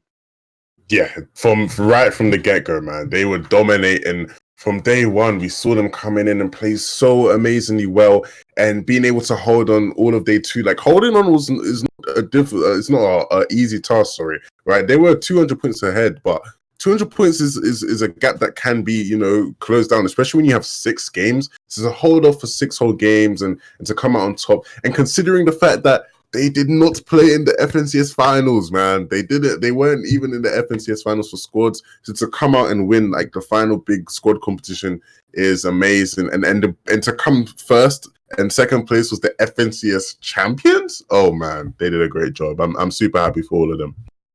I'm super happy indeed. When I saw they didn't make that finals, I was like, oh no.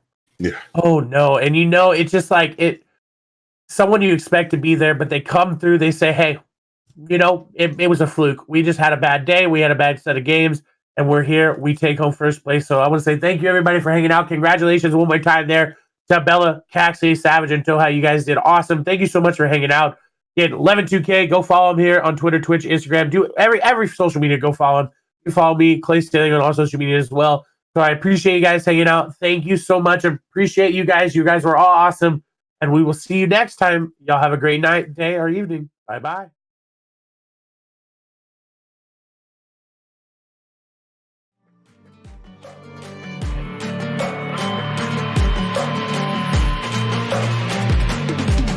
If we are one grain of sand in the middle of the ocean, can you try to understand how a touch can cause explosions? Rise up. I'm too great to be landed. Rise up. We're too great to be standing. They never gonna stop us, fly at 'em like choppers, better took those risks, hold one of my fists, we fire starters, one out of a million will reach those heights, always gonna feel that I won't deny that work,